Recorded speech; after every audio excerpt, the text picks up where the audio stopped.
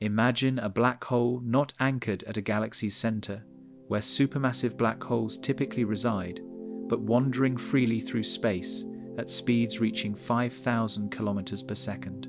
These rogue black holes, ejected from their home galaxies during violent mergers, drift through the cosmos like cosmic predators, invisible and nearly undetectable. When two galaxies collide and their central supermassive black holes eventually merge, the resulting gravitational wave emission isn't perfectly symmetric. The waves carry momentum preferentially in one direction, delivering a gravitational kick that can eject the newly merged black hole from its galaxy entirely. This isn't speculation, we found them. CXO J101527.2+625911, discovered through X-ray observations, is a supermassive black hole traveling through space at 3 million miles per hour, roughly 4,800 kilometers per second, leaving its galaxy behind forever. The physics behind these ejections involves the three-body problem, one of the most chaotic scenarios in gravitational dynamics. When two galaxies merge, each brings its own supermassive black hole. These black holes don't immediately merge, but orbit each other for millions of years, gradually spiraling inward through dynamical friction, the gravitational drag from surrounding stars. As they get closer, they form a binary black hole system. If a third supermassive black hole enters the system from another merging galaxy, gravitational interactions become chaotic. Computer simulations show that in roughly 10% of triple black hole encounters, one black hole receives enough kinetic energy to exceed the galaxy's escape velocity. The ejection velocity depends on the mass ratio and orbital configuration, with speeds ranging from hundreds to thousands of kilometers per second. Detection is extraordinarily difficult. Black holes emit no light, making them invisible against the cosmic background. We find rogue black holes through indirect methods. Gravitational lensing, the bending of light from background objects by the black hole's gravity, can reveal their presence, though this requires precise alignment between the black hole, a background light source, and Earth. X-ray observations detect black holes actively feeding on surrounding gas, producing bright X-ray emission as matter spirals inward and heats to millions of degrees.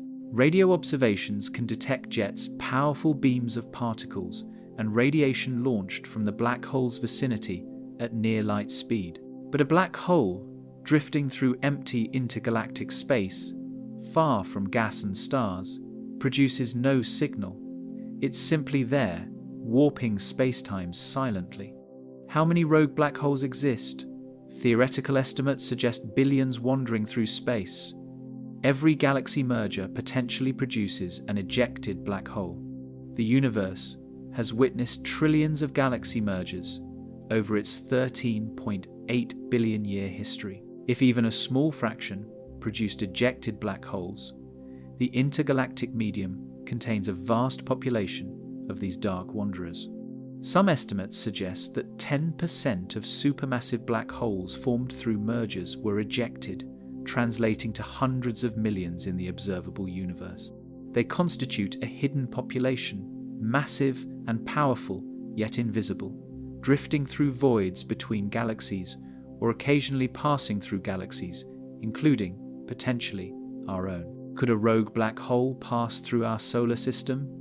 The probability is astronomically low, but not zero. The Milky Way spans 100,000 light-years in diameter and contains 100 to 400 billion stars. A typical rogue black hole might be a few million to a few billion solar masses. If one entered our galaxy, it would move on a relatively straight trajectory. Through the galactic disk, black holes don't orbit. Their high velocities carry them through on parabolic or hyperbolic paths. The solar system, located 26,000 light-years from the galactic center, occupies a tiny volume. The chance of a direct encounter is minuscule, roughly 1 inch, 10 trillion per year, based on the volume of the galactic disk and estimated rogue black hole population. But what if it did happen? A close encounter would be catastrophic. A million solar mass black hole passing within 1 light-year of the Sun would gravitationally perturb the Oort cloud, the shell of comets surrounding the solar system, extending out to 100,000 astronomical units, or nearly 2 light-years. The black hole's gravity would disrupt comet orbits, sending thousands plunging toward the inner solar system. Some would impact Earth. Beyond comets, if the black hole passed within 0.1 light-years, about 6,000 astronomical units, it could perturb the outer planets' orbits. Neptune, Uranus, even Saturn might experience significant orbital changes. At 0.01 light-years, or 600 astronomical units, the inner solar system would feel the effects. Earth's orbit could shift, changing our distance from the Sun and altering climate catastrophically. A direct impact is even more terrifying, but vanishingly unlikely. If the black hole's trajectory intersected Earth's orbit, precisely when Earth was there, timing that requires absurd coincidence. Given Earth's 30 km per second orbital speed, we wouldn't be swallowed whole instantly. The Earth would spiral inward over hours or days as tidal forces ripped it apart. The side facing the black hole would experience stronger gravity than the far side, stretching the planet like taffy in a process called spaghettification. Mountains would rise kilometers high on the near side. Oceans would empty into space. The atmosphere would be stripped away. Eventually, Earth would cross the event horizon, the point of no return, and be crushed to infinite density at the singularity. Astronomers search for rogue black holes systematically. The Chandra X-ray Observatory, the European Space Agency's XMM Newton, and radio telescopes, like the Very Large Array, scan the sky for X-ray and radio signatures indicating active black holes. Gravitational wave detectors like LIGO and Virgo detect black hole mergers, but not solitary wanderers.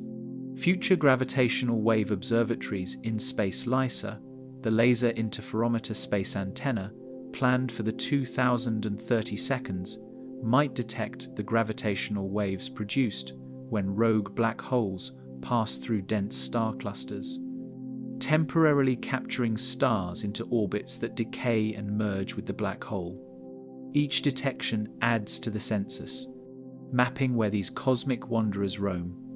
The most unsettling aspect is their invisibility and inevitability. Rogue black holes are consequences of galaxy evolution. As long as galaxies merge, and they do constantly, rogue black holes are produced. They don't decay or evaporate on timescales relevant to the universe's current age. A rogue black hole ejected 10 billion years ago is still out there, still traveling, still capable of disrupting any system it encounters. We can't see them coming. There's no early warning system for an object that emits no light and moves at thousands of kilometers per second. By the time gravitational effects became noticeable, comets falling, orbits shifting, it would be too late to do anything. We are, in a very real sense, at the mercy of these invisible wanderers, hoping that the vastness of space keeps them away from our small blue world. Recent surveys have identified candidate rogue black holes through clever observational techniques. In 2022, astronomers reported a possible rogue black hole detected through microlensing a brief brightening of a background star as the black hole's gravity magnified its light.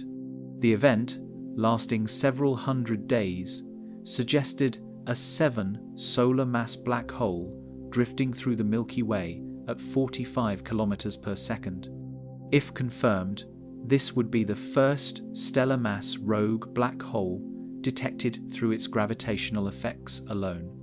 Other candidates emerged from radio surveys showing isolated X-ray sources far from any galaxy, potentially supermassive black holes ejected millions of years ago, now drifting through intergalactic space, occasionally illuminated when they encounter a stray gas cloud. The existence of rogue black holes reminds us that the universe is not a static, peaceful place. It's dynamic, violent, and filled with hazards we cannot predict or prevent. These wandering black holes are products of cosmic evolution, necessary consequences of the processes that build galaxies, form stars, and shape the large-scale structure of the universe. They will continue to exist as long as galaxies merge, which will be for trillions of years, and while the chance of encountering one remains infinitesimal, the possibility is never zero. Somewhere in the darkness between galaxies, or perhaps within our own, black holes wander, patient, invisible, unstoppable, gamma-ray bursts that could sterilize Earth. Gamma-ray bursts are the most energetic events in the universe since the Big Bang. In a matter of seconds, a gamma-ray burst releases more energy than the Sun will emit over its entire 10 billion year lifetime energy outputs, reaching 10 to the 44th or even 10 to the 47th joules, concentrated into a narrow beam of radiation. These bursts originate from cataclysmic stellar events, either the collapse of a massive star's core during a supernova or the collision of two neutron stars. The resulting explosion doesn't radiate equally in all directions, but focuses gamma rays and X-rays into jets, narrow beams moving at 99.9% of light speed. If one of these beams points at Earth, the radiation arrives with terrifying intensity, capable of stripping our atmosphere and extinguishing life. Astronomers classify gamma-ray bursts into two types based on duration. Long gamma-ray bursts last more than 2 seconds sometimes, tens or hundreds of seconds, and result from collapses, massive stars that collapse directly to black holes. The star's core implodes, forming a black hole surrounded by an accretion disk of infalling matter. Jets of particles and radiation, powered by the black hole's rotation and magnetic fields, drill through the collapsing star and emerge at the poles, producing the gamma-ray burst. Short gamma-ray bursts last less than 2 seconds and originate from neutron star mergers, compact remnants of supernova explosions, each 1.4 solar masses compressed into a 20-kilometer sphere, spiraling together and colliding in a blast that creates gamma rays, gravitational waves, and heavy elements. The most luminous gamma-ray burst ever detected, GRB 080916C, occurred on the 16th of September 2008. NASA's Fermi Gamma-Ray Space Telescope recorded photons with energies exceeding 13 billion electron volts, billions of times more energetic than visible light. The burst originated from a galaxy 12.2 billion light-years away, meaning the light we detected was emitted when the universe was only 1.6 billion years old, less than 12% of its current age. Despite that immense distance, the burst was visible to Fermi, illustrating the terrifying energy involved. If GRB 080916C had occurred in our galaxy at a distance of 3,000 light-years with its beam pointed at Earth, the gamma radiation would have delivered a dose equivalent to standing next to a nuclear explosion. The beam geometry is crucial. Gamma-ray bursts don't radiate isotropically equally in all directions, but emit most of their energy in jets, with opening angles typically 1 to 20 degrees. This means most gamma-ray bursts are invisible to us. We only detect those whose jets happen to point in our direction. The beaming reduces the effective danger. A burst must not only occur nearby, but also be aimed at us. However, it also means we're observing only a fraction of bursts. For every gamma-ray burst detected pointing at Earth, perhaps 100 occur with jets aimed elsewhere. The universe is filled with these explosions, most unseen, some capable of sterilizing planets light-years away without anyone beyond the blast zone ever knowing. What would happen if a gamma-ray burst struck Earth? The scenario depends on distance. At 3,000 light-years or closer, a burst lasting 10 seconds would bathe Earth in gamma rays and X-rays with energy density comparable to being a few kilometers from a 1 megaton nuclear detonation, but spread over the entire planet's dayside.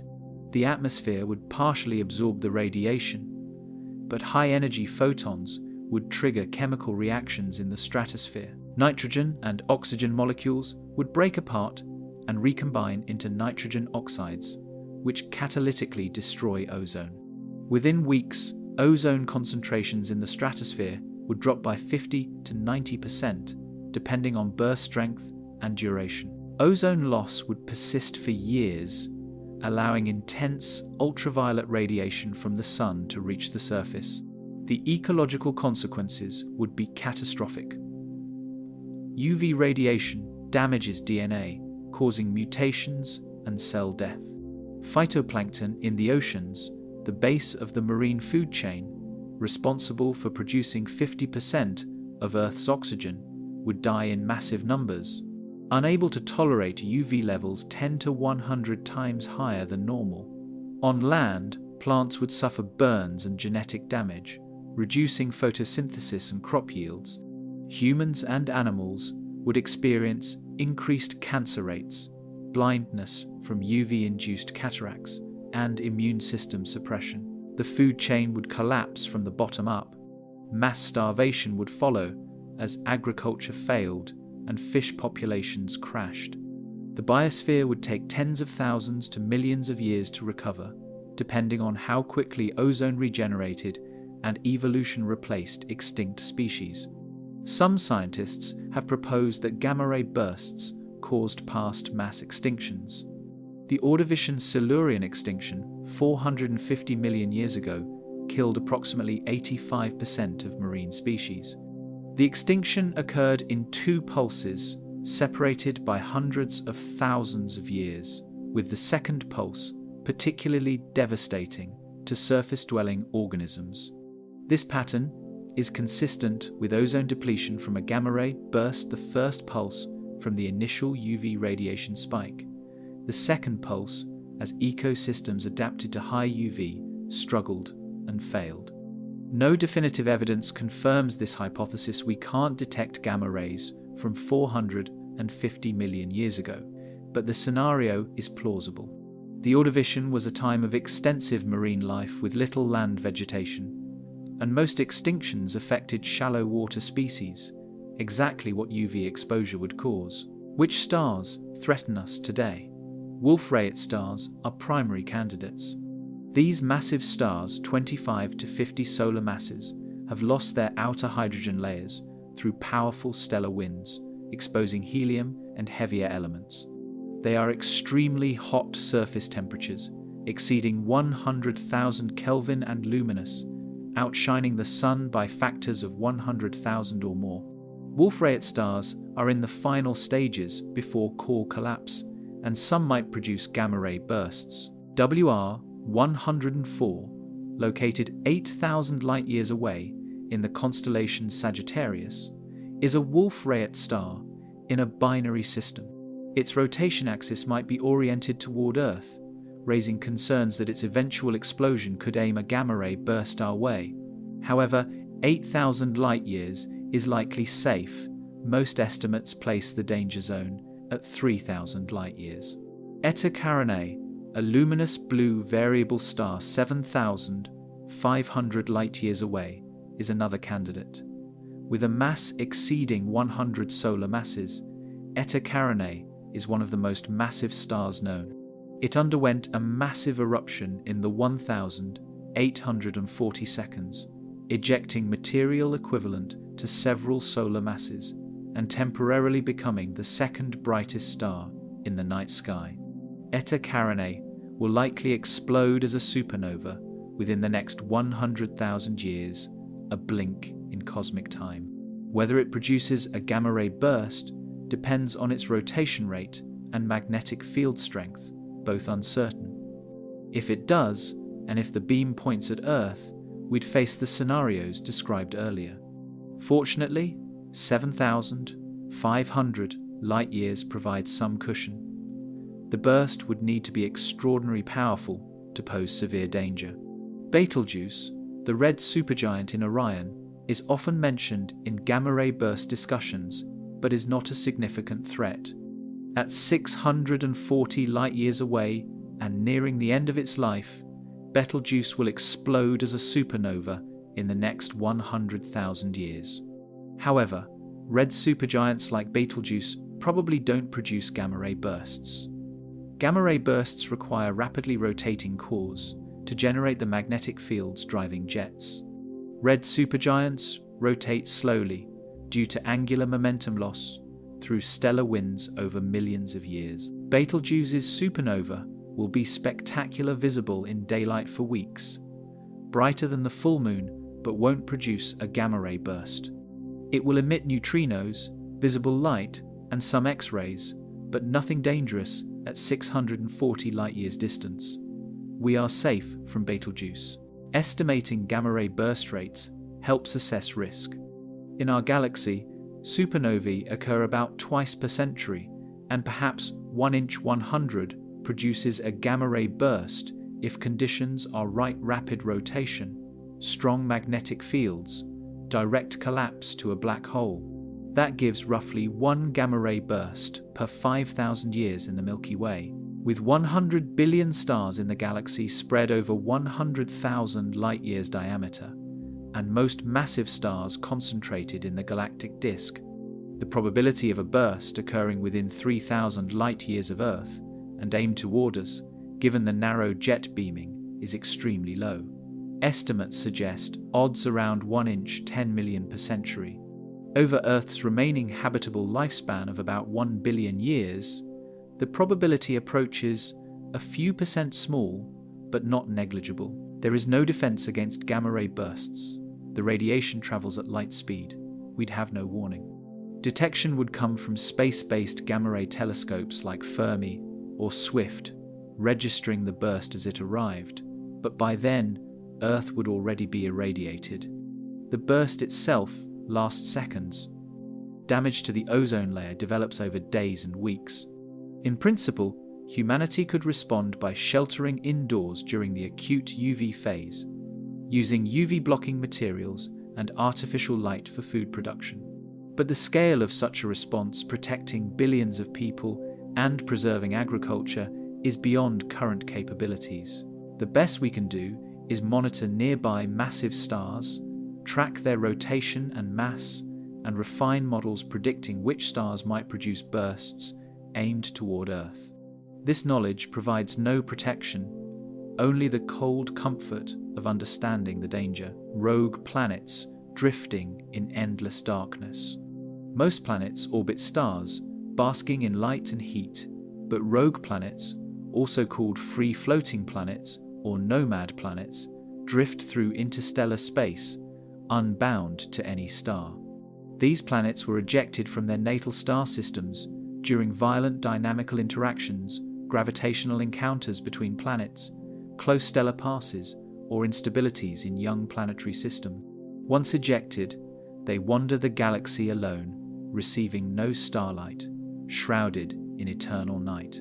Surveys suggest there are 2 to 3 times more rogue planets than stars in the galaxy, hundreds of billions of planets drifting through darkness, many likely Earth-sized or larger, some possibly harboring subsurface oceans heated by radioactive decay. The discovery of rogue planets came through gravitational microlensing, a technique exploiting Einstein's general relativity. When a massive object, planet, star, or black hole passes in front of a background star, its gravity bends the background star's light like a lens, briefly brightening it. The duration and shape of the brightening reveal the lensing object's mass. Small masses like planets produce brief microlensing events, lasting hours to days. The 2011 MOA survey, using the microlensing observations in Astrophysics Telescope in New Zealand, detected 10 microlensing events consistent with planet mass objects between 0, 3 and 10 Jupiter masses. Extrapolating to the entire galaxy suggested rogue planets outnumber stars 1.8 to 1, with enormous uncertainties but clear implications that rogues are common. More recent observations have refined estimates. OGLE 2016-BLG1928, detected by the optical gravitational lensing experiment in 2016, is a candidate rogue planet, potentially Earth mass, or slightly larger.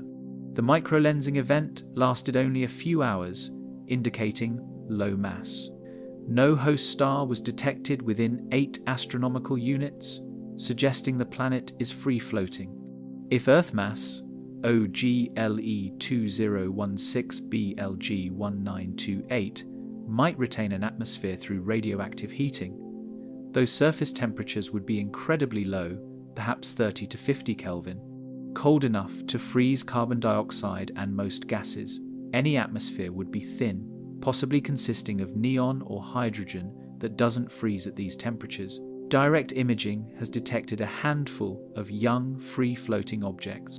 CXO J101527.2+625911, discovered in 2013 by the Pan-STARRS telescope in Hawaii, is a 6.5 Jupiter mass object located 80 light-years from Earth, with no star nearby.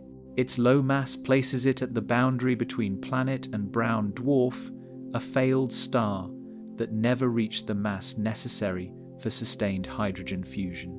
CXO J101527.2+625911 is young 12 million years old and still glowing faintly from residual heat of formation, allowing detection in infrared wavelengths.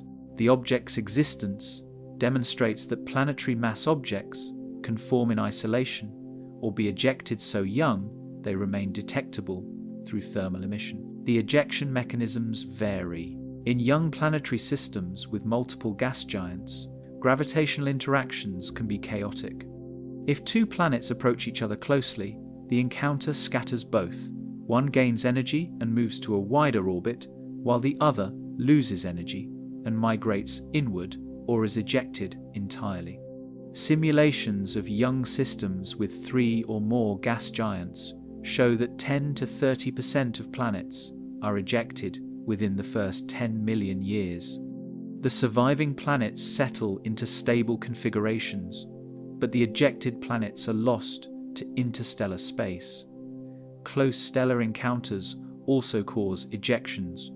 In dense star-forming regions or globular clusters, stars pass within thousands of astronomical units, disrupting planetary systems and stealing or ejecting planets. What is life like for a rogue planet? Darkness is total.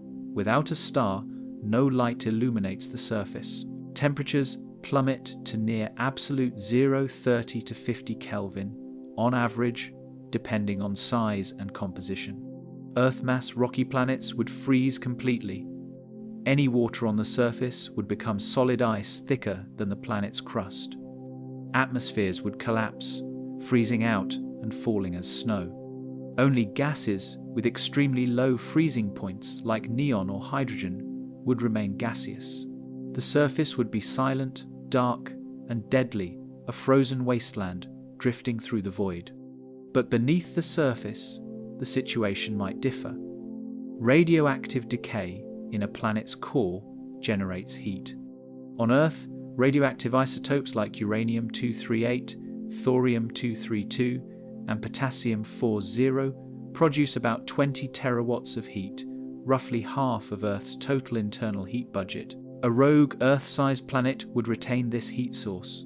With thick ice layers insulating the surface, subsurface temperatures might remain above freezing.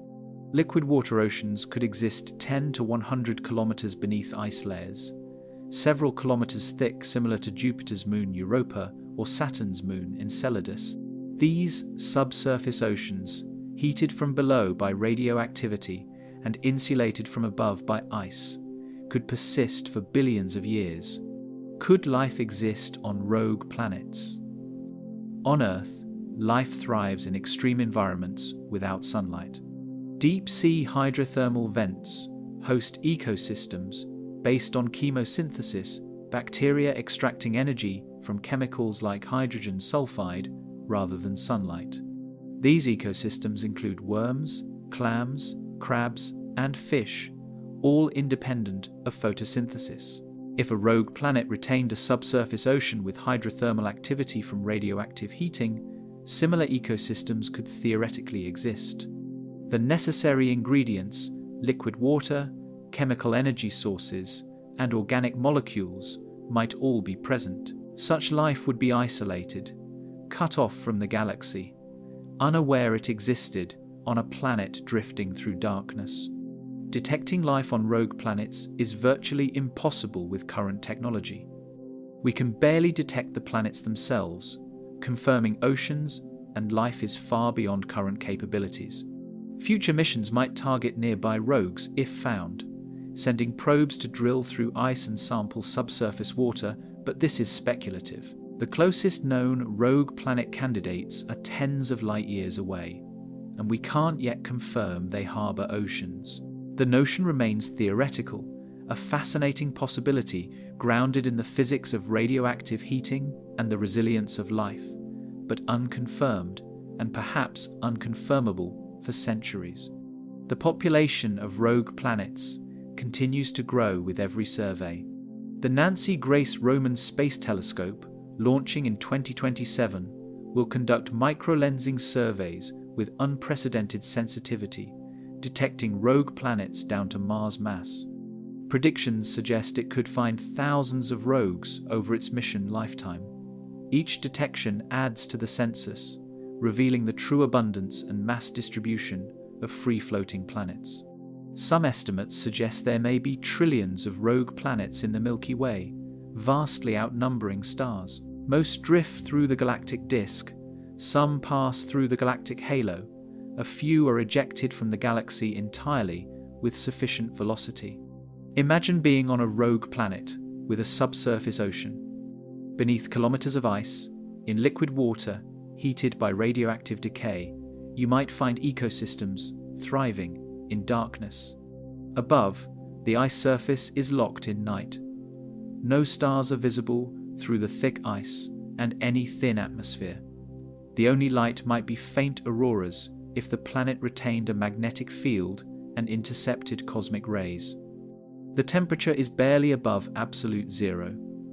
The planet drifts for billions of years, passing through clouds of gas and dust, occasionally gravitationally interacting with passing stars, but never captured. Any civilization on such a world would have no knowledge of stars, galaxies, or the universe beyond. They would live in an isolated bubble of warmth, in an otherwise frozen cosmos. The concept evokes profound loneliness. Rogue planets are cosmic orphans, cast out from the stellar families where they formed, doomed to drift forever. Yet they are numerous, perhaps more common than planets orbiting stars. The universe might be full of dark, frozen worlds, invisible and ignored, carrying secrets perhaps, life beneath their icy shells. We may never know how many exist or what they might harbour. They remind us that the universe is stranger than our sun-centered experience suggests. Worlds exist in conditions we find hard to imagine, thriving or at least persisting without light, without heat, without hope of rescue, drifting through darkness for eternity. Magnetars, with magnetic fields that kill. Magnetars are neutron stars, with magnetic fields reaching 10 to the 14th or 10 to the 15th Gauss, 1,000 trillion times stronger than Earth's magnetic field. These are the strongest magnetic fields in the known universe, powerful enough to disrupt atomic structure and vaporize any matter within thousands of kilometers. A magnetar's magnetic field at a distance of 1,000 kilometers would be instantly fatal to any organism, ripping apart molecules and ionizing atoms. At 200,000 kilometers, about half the distance from Earth to the Moon, the field would still be strong enough to disrupt molecular bonds in living tissue.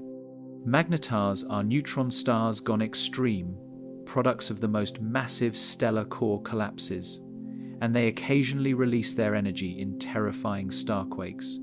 Neutron stars form when massive stars, those exceeding 8 to 10 solar masses, exhaust their nuclear fuel and their cores collapse. The core's collapse is catastrophic. In less than a second, a region the size of Earth compresses to a sphere only 20 kilometers in diameter. Protons and electrons merge to form neutrons, creating a ball of neutrons packed so tightly that a teaspoonful would weigh 10 million tons. Normal neutron stars have magnetic fields around 10 to the 12th Gauss, already 1,000,000 times stronger than any magnetic field humans can generate. Magnetars, somehow, have fields 100 to 1,000 times stronger still. The leading theory suggests they form from extremely massive progenitor stars, 40 to 50 solar masses, that collapsed with rapid rotation, amplifying magnetic fields through dynamo processes during the collapse. SGR 10806-20 is one of the most famous magnetars, located approximately 50,000 light-years away on the far side of the Milky Way. On the 27th of December, 2004, SGR 10806-20 experienced a starquake, a sudden cracking and rearrangement of the neutron star's crust as magnetic stresses built up over years and suddenly released. The starquake lasted about 0.1 seconds, but released approximately 10 to the 46th ergs of energy, roughly equivalent to all the energy the Sun emits in 250,000 years, released in 1/10 of a second. The burst of gamma rays and X-rays traveled across the galaxy. When it reached Earth, despite being 50,000 light-years away, it temporarily disrupted Earth's ionosphere, compressing it by several kilometers and affecting radio communications. What would happen if a magnetar existed nearby? At 1,000 kilometers distance, the magnetic field strength would be approximately 10 to the 14th Gauss. Magnetic fields interact with charged particles and electric currents. In living tissue, every molecule contains electrons and protons, charged particles whose motion constitutes electric currents. A magnetic field this strong would exert enormous forces on these charges, ripping molecules apart. Water molecules would align with the field so violently they would dissociate into hydrogen and oxygen. Proteins would unfold and denature. Cell membranes would rupture. Death would be instantaneous, not from heat or radiation, but from magnetic disruption of molecular structure. At 200,000 kilometers, about 0.5 times the Earth-Moon distance, the magnetic field drops to approximately 10 to the 10th Gauss, still 1 billion times Earth's surface field. At this strength, biological effects remain severe.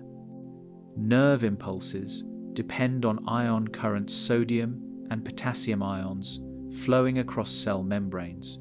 A 10 billion Gauss field would interfere with these currents, disrupting brain function and causing paralysis, seizures, or death. Blood, containing iron in hemoglobin, would experience magnetic forces pulling it through vessels in unnatural ways. The magnetic pressure, the energy density of the magnetic field would exceed atmospheric pressure, potentially causing the atmosphere to be magnetically levitated or stripped away if the field persisted.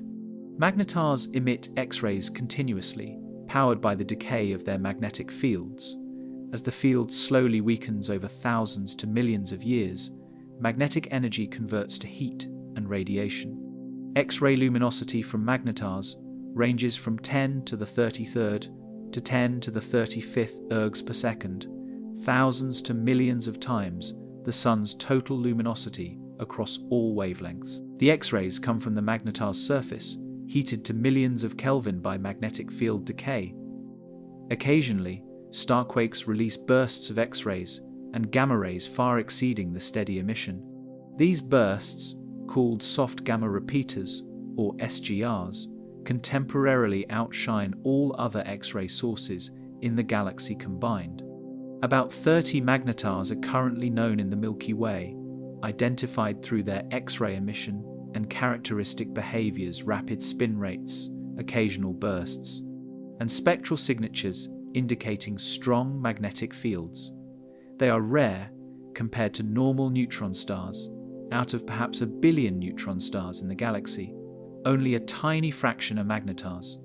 This rarity is fortunate. If magnetars were common, the galaxy would be filled with bursts of deadly radiation. As it stands, magnetars are isolated objects, most located thousands of light years away, where their radiation, while detectable, poses no threat. The closest known magnetar is SGR 10806-20 at 50,000 light-years, safely distant on the far side of the galaxy.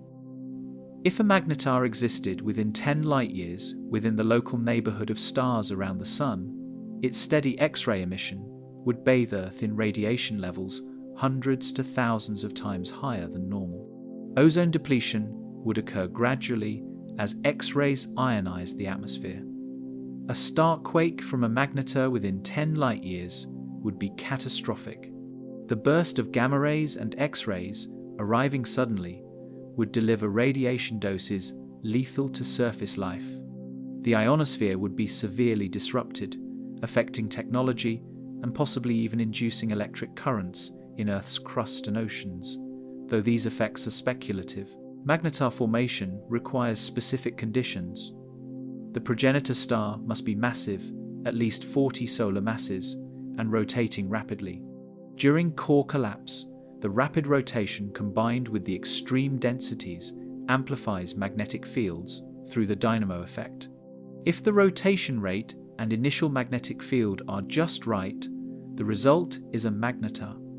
If conditions differ slightly, the result is a normal neutron star or a black hole. The process is sensitive to initial conditions, which is why magnetars are rare. Most massive stars don't meet the criteria. They explode as supernovae, leaving behind normal neutron stars or black holes without extreme magnetic fields. Magnetars eventually fade. As the magnetic field decays over millions of years, the magnetar transforms into a normal neutron star or becomes inactive, a dead neutron star that no longer emits significant radiation. The decay timescale depends on the field strength. Stronger fields take longer to decay, but also produce more luminous X-ray emission during their active phase. Some neutron stars might have been magnetars in the distant past, now faded beyond detection. Others might occasionally reactivate if internal processes generate new magnetic field through convection or other mechanisms in the neutron star's interior. Though this is speculative, studying magnetars provides insights into physics under extreme conditions.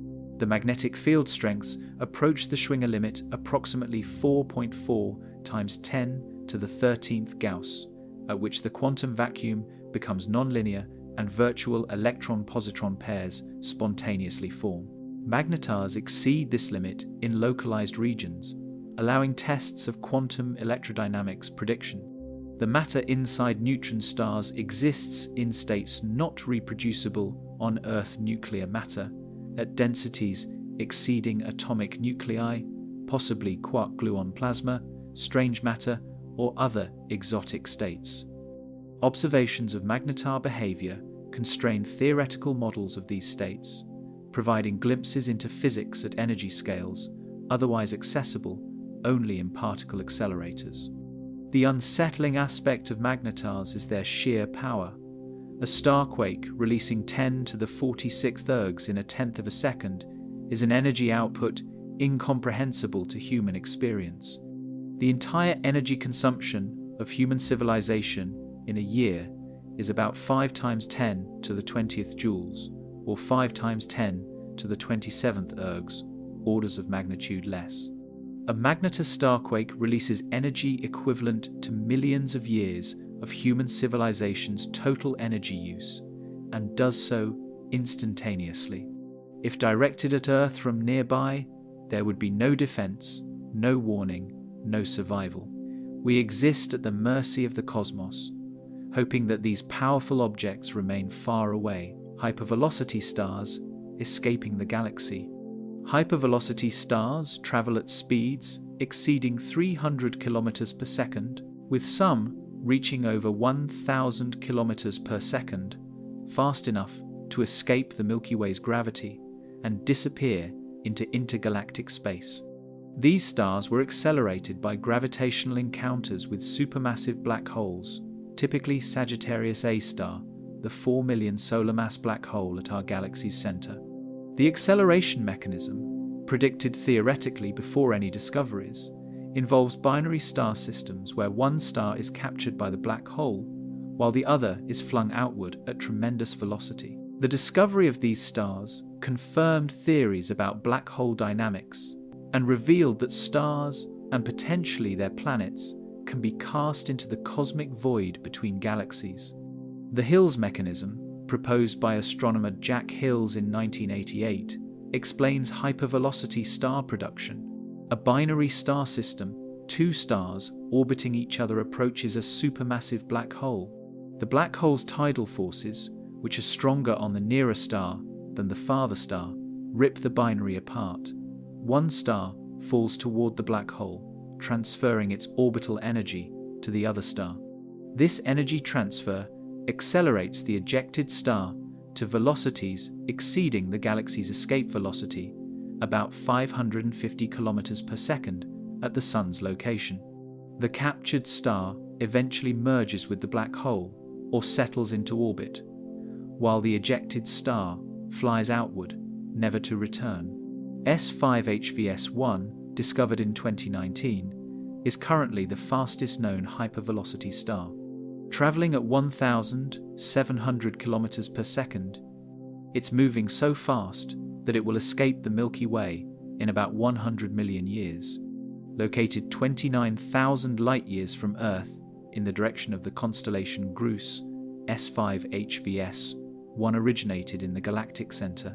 Spectroscopic analysis shows it's an A-type star, about 2.35 solar masses, and relatively young, only about 32 million years old.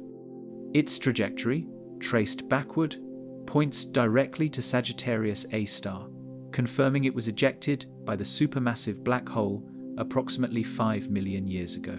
The star carries scars of its violent origin, rapid rotation, and unusual chemical composition, reflecting conditions near the galactic center. US 708, discovered in 2005, is a hypervelocity white dwarf, traveling at 1,200 kilometers per second. White dwarfs are stellar remnants, dense cores left after stars like the Sun exhaust nuclear fuel and shed outer layers. US 708's high velocity suggests a different ejection mechanism than the Hills mechanism. It likely originated in a binary system where both stars were white dwarfs. One white dwarf accreted mass from the other until reaching the Chandrasekhar limit 1.4 solar masses and exploded as a type Ia supernova. The explosion's asymmetry kicked the surviving white dwarf to hypervelocity speeds. This scenario is relevant to understanding type Ia supernovae, which are used as standard candles in cosmology to measure cosmic distances and discover dark energy. Approximately 550 hypervelocity star candidates have been identified, though not all are confirmed. Some might be high-velocity stars within the galactic halo, rather than true hypervelocity stars destined to escape.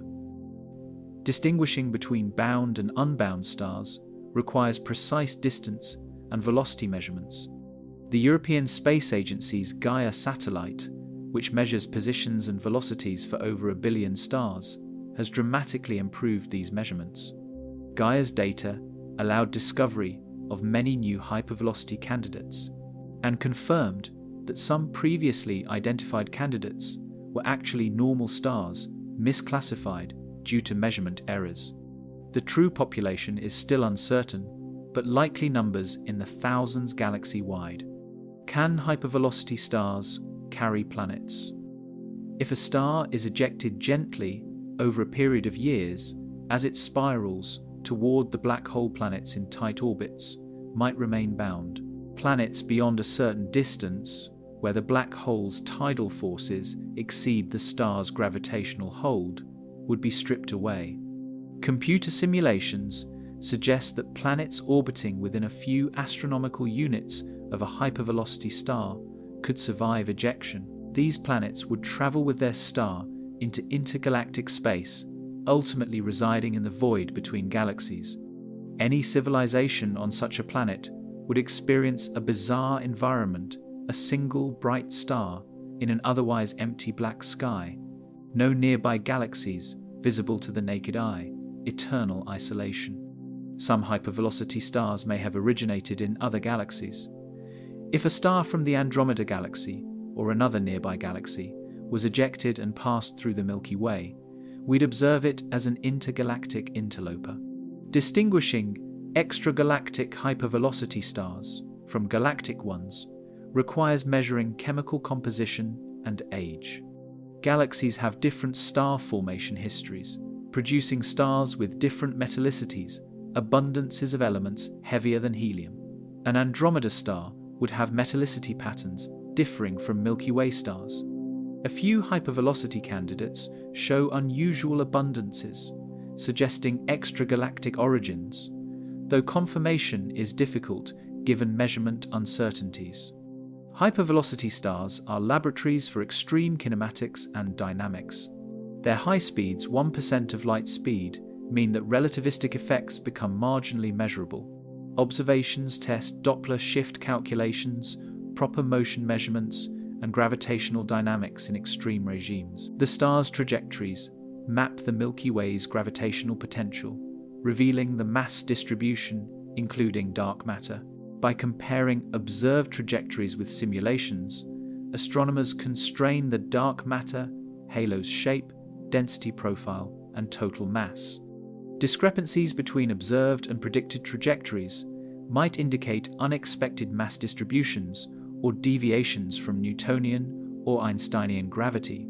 The fate of hypervelocity stars is lonely isolation. Once they exit the galaxy, they coast through intergalactic space, essentially forever. The distances between galaxies are vast, 2.5 million light-years to Andromeda, tens of millions to more distant galaxies in the local group. A star traveling 1,000 kilometers per second covers 1 light-year in about 300 years. Reaching another galaxy would take billions of years longer than most stars' lifetimes. Hypervelocity stars will exhaust their nuclear fuel and die, becoming white dwarfs, neutron stars, or black holes, depending on mass, while still in transit through the void. Their remnants will continue coasting indefinitely, dark and invisible, drifting through empty space. The discovery of hypervelocity stars forces us to confront cosmic impermanence. We think of stars as fixed constellations, unchanging, stars anchored in the galaxy. But hypervelocity stars demonstrate that gravitational interactions can eject stars entirely, sending them into permanent exile. It's estimated that millions of stars have been ejected from the Milky Way over its 13 billion year history. They're out there now, scattered through the local group, faint and distant, undetectable except for a few lucky cases where they pass close enough to measure. The galaxy loses mass continually, one star at a time, cast into darkness by the black hole at its center. Imagine being on a planet orbiting a hypervelocity star. You'd notice the sky changing.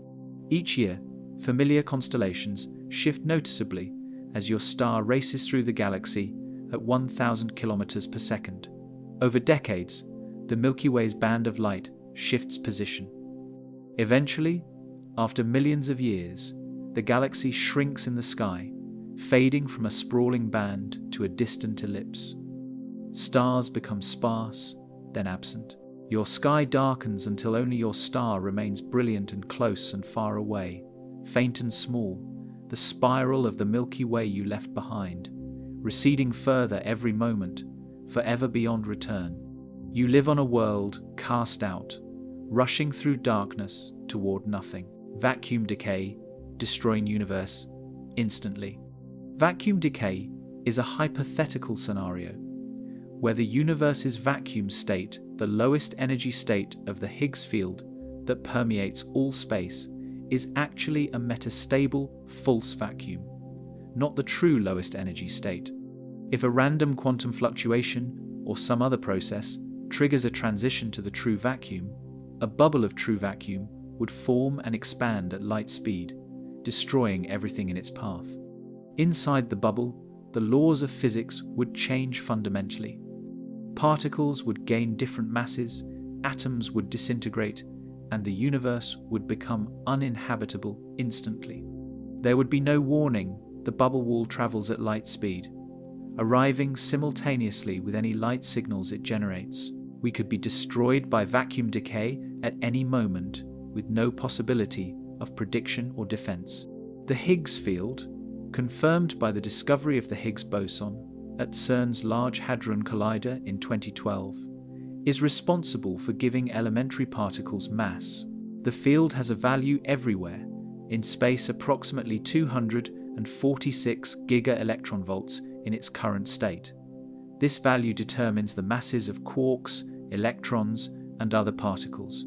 The Higgs field settled into this value shortly after the Big Bang, choosing this energy state among possible options. But is this state the absolute minimum energy, the true vacuum, or merely a local minimum, a false vacuum that appears stable but could decay to a lower state? The Higgs boson's measured mass, approximately 125 giga-electronvolts, places the Higgs field in a troubling region of parameter space. Calculations using the standard model of particle physics show that for this mass, the Higgs potential, the function describing the field's energy at different values, has a complicated shape. At the current value, 246 giga-electronvolts, the potential has a local minimum where the field sits. But at much higher field values, around 10 to the 10th giga-electronvolts, the potential curves downward into a deeper minimum. This means the current vacuum is metastable, stable against small perturbations, but unstable against large fluctuations that could push the field over a potential barrier into the lower energy true vacuum. If vacuum decay occurred, a bubble of true vacuum would nucleate a small region where the Higgs field transitioned to the lower energy state. The bubble wall, separating true vacuum inside from false vacuum outside, would expand at light speed. Inside the bubble, the Higgs field value changes, altering particle masses. Electrons might become heavier or lighter. Quarks might change mass, altering how they bind into protons and neutrons. If changes are large enough, atoms as we know them couldn't exist. Protons and neutrons might disintegrate, or electrons might be bound so weakly that atoms ionize spontaneously. Complex chemistry, molecules, life, all become impossible. The probability of vacuum decay is extraordinarily low, but not zero. Quantum mechanics allows the Higgs field to tunnel through the potential barrier separating false and true vacuum. The tunneling probability per unit time per unit volume is calculated as approximately 10 to the minus 100th or lower per year per cubic meter, depending on precise assumptions about physics beyond the standard model. Over the observable universe, roughly 4 times 10 to the 80th cubic meters, and over the universe's lifetime, 13.8 billion years, the total probability of vacuum decay having occurred somewhere is still extremely small. But not zero. It could happen tomorrow, or never. Or it might have already started billions of light years away, the expanding bubble racing toward us unseen. There is no defense or warning. The bubble wall moves at light speed. Electromagnetic signals, which also travel at light speed, cannot outrun it. We would not see the bubble approaching any light indicating its presence would arrive simultaneously with the bubble itself. One moment, the universe is normal. The next, the bubble wall passes through Earth at light speed. Inside the wall, enormous energy is released, the energy difference between false and true vacuum, potentially comparable to the energy density of the early universe. This energy incinerates everything in its path. Behind the wall, the altered vacuum makes life impossible. Death would be instantaneous and universal within the affected region. Could advanced civilizations detect vacuum decay before it arrived? No. Light from the bubble arrives simultaneously with the bubble.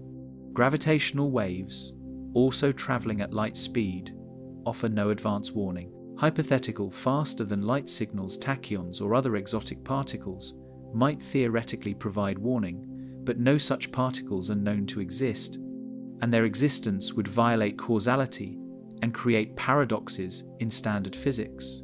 The situation is genuinely hopeless. There's no escape, no preparation, no survival. If vacuum decay occurs anywhere in the observable universe, and the bubble reaches us, we and everything we know ends instantly. Some theories suggest vacuum decay might not happen. If the standard model is incomplete, if new physics exists at high energies, the Higgs potential might be modified such that the current vacuum is actually stable, not metastable. Supersymmetry, extra dimensions, or other extensions to the standard model could alter calculations, making the current vacuum the true minimum.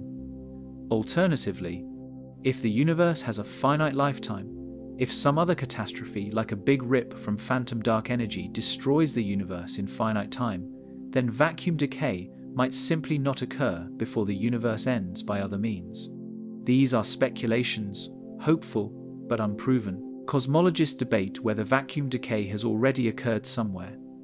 The observable universe is finite 93 billion light-years in diameter. Beyond that, we cannot see. If vacuum decay occurred more than 8 billion light-years away, the bubble wall hasn't reached us yet and is invisible. It could be approaching at light speed, destined to arrive in the future, perhaps millions or billions of years hence. We would have no way to know until it arrived. This uncertainty is unsettling. The universe might be doomed, the destruction already set in motion, racing toward us through space at the ultimate speed limit, unstoppable and inevitable. Vacuum decay is often discussed alongside other existential risks, like gamma-ray bursts or asteroid impacts. But those risks have probabilities we can estimate and potentially mitigate. Vacuum decay is fundamentally different. Its probability is uncertain by orders of magnitude, and no mitigation exists. It represents a deep uncertainty in physics. We don't fully understand the Higgs field, the vacuum, or quantum tunneling on cosmic scales. Our equations suggest metastability, but the equations might be wrong. We assume the vacuum is metastable based on current measurements, but small errors in those measurements could change the conclusion. We live in a universe whose stability is uncertain, trusting calculations that might be incomplete. The philosophical implications are profound. If vacuum decay can occur at any moment with no warning, does it matter? Should we care? Most people would say yes, we should live, as if the universe is stable, because altering behavior based on unpredictable, unpreventable cosmic catastrophes is futile. But the possibility remains in the background, a reminder of the universe's fundamental uncertainty. We are not safe. The ground beneath our feet, not literal ground, but the fabric of space-time and the quantum fields permeating it, might be unstable, liable to collapse into a lower state that destroys us.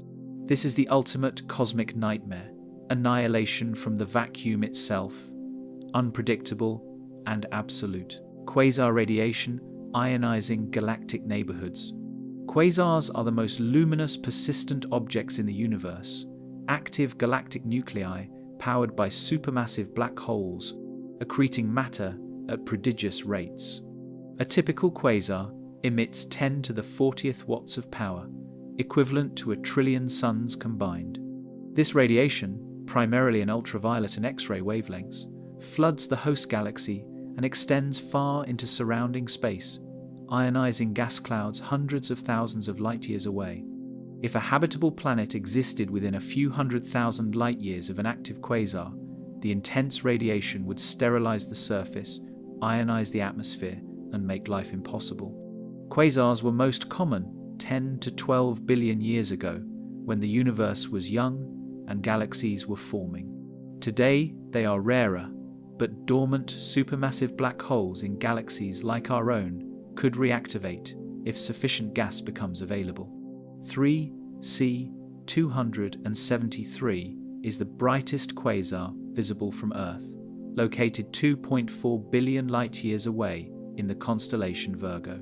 Despite this enormous distance, 3C273 is bright enough to be visible in moderate amateur telescopes, a testament to its staggering luminosity.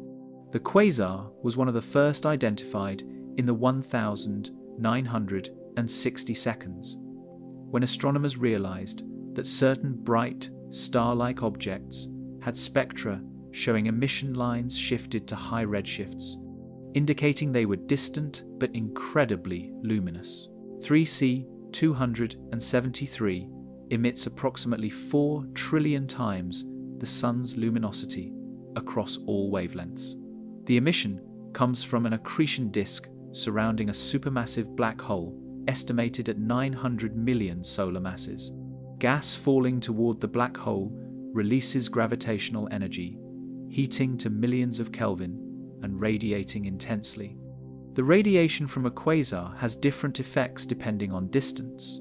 Within 10,000 light-years, the radiation environment is extreme. Ultraviolet photons ionize hydrogen and other elements, creating vast regions of ionized gas. Planets within this zone would be bathed in UV radiation, thousands or millions of times more intense than Earth receives from the Sunday. Ozone layers would be destroyed instantly. Any exposed water would photodissociate UV photons, splitting water molecules into hydrogen and oxygen. Atmospheres would be stripped away over millions of years through photoevaporation UV, heating the upper atmosphere until gas escapes the planet's gravity. Life on such planets could not exist on the surface. Perhaps deep underground or under thick ice layers, shielded from radiation, simple life might persist, but surface habitability is impossible. At 100,000 light-years distance, the quasar's radiation is diminished, but still significant. This is roughly the diameter of the Milky Way. If the Sun were 100,000 light-years from a quasar like 3C273, Earth would receive UV radiation about 100 times more intense than from the Sun alone. This would increase UV-induced DNA damage and mutation rates, stressing ecosystems and potentially causing extinction of UV-sensitive species. Ozone depletion would be moderate but persistent. Over geological timescales, the elevated radiation would alter evolutionary trajectories, perhaps favoring organisms with better UV protection, thicker cell walls, UV-absorbing pigments, or behaviors avoiding sunlight. Advanced life might adapt, but the radiation adds constant evolutionary pressure. At millions of light-years, the distance between galaxies' quasar radiation becomes negligible for surface life, but still affects intergalactic gas. The UV photons ionize hydrogen in the intergalactic medium, creating vast bubbles of ionized gas around each quasar. These bubbles, expanding over millions of years, overlap and merge, eventually ionizing most of the universe's hydrogen. This process, called reionization, occurred between 150 million and 1 billion years after the Big Bang, when the first quasars and massive stars formed. Reionization transformed the universe from neutral to ionized, altering how galaxies formed and evolved by heating gas and preventing it from collapsing into low-mass galaxies. The Milky Way's supermassive black hole, Sagittarius A star, is currently quiet. It's not an active quasar. Skiar A star has a mass of 4 million suns, but accretes very little gas, only about 1 Earth mass per year. The accretion is inefficient and produces minimal radiation, making Scar A star thousands of times fainter than a typical quasar. But this wasn't always the case. Evidence from X-ray emission and gamma-ray observations suggests the Milky Way's center was more active in the past. About 6 million years ago, Skiar A star might have been a low-luminosity active galactic nucleus, emitting X-rays and perhaps ejecting jets.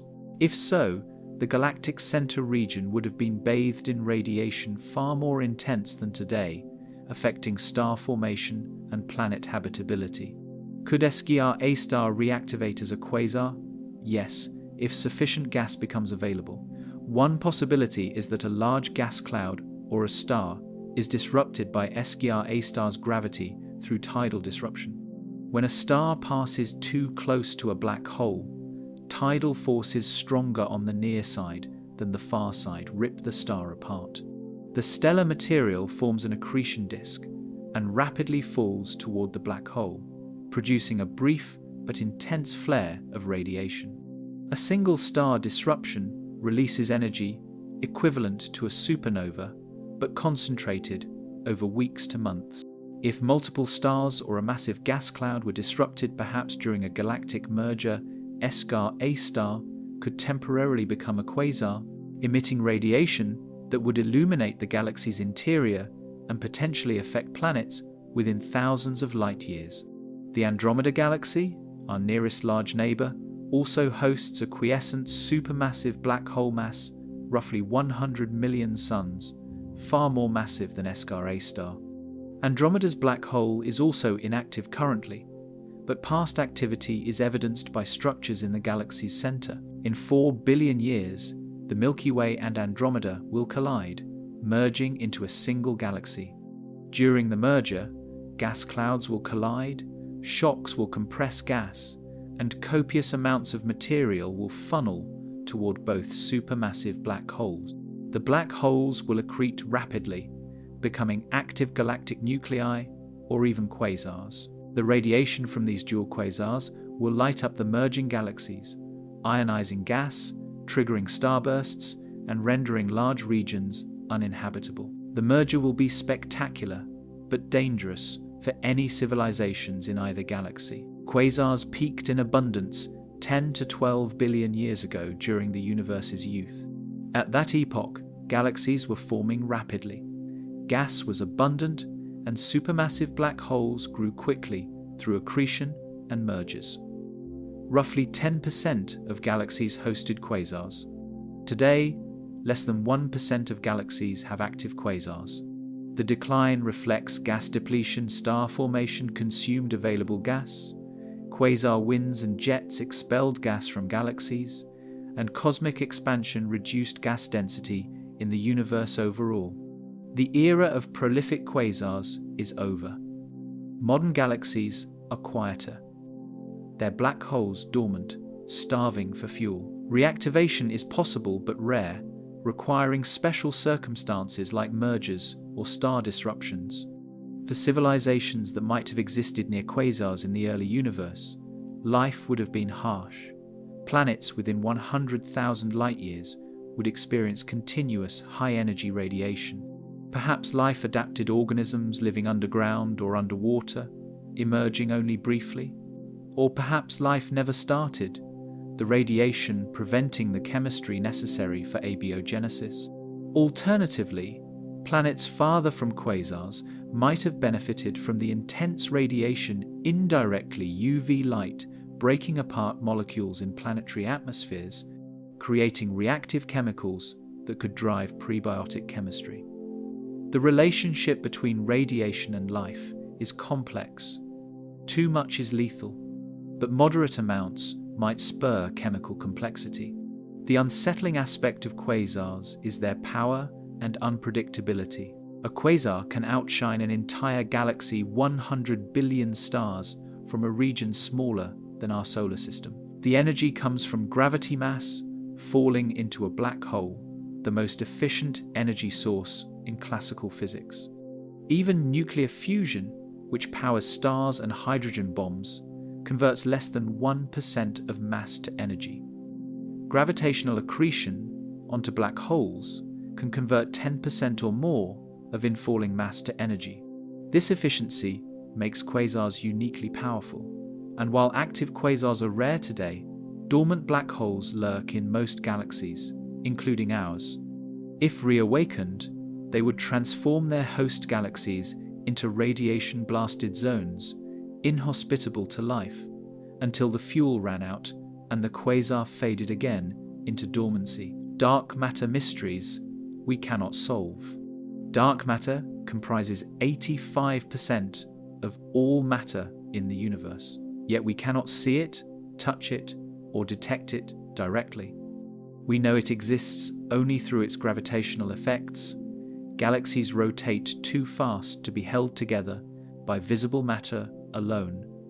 Galaxy clusters contain more mass than their stars and gas account for, and gravitational lensing reveals invisible mass bending light from distant objects.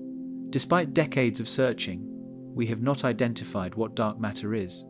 It could be undiscovered particles, WIMPs, axions, sterile neutrinos, or something stranger.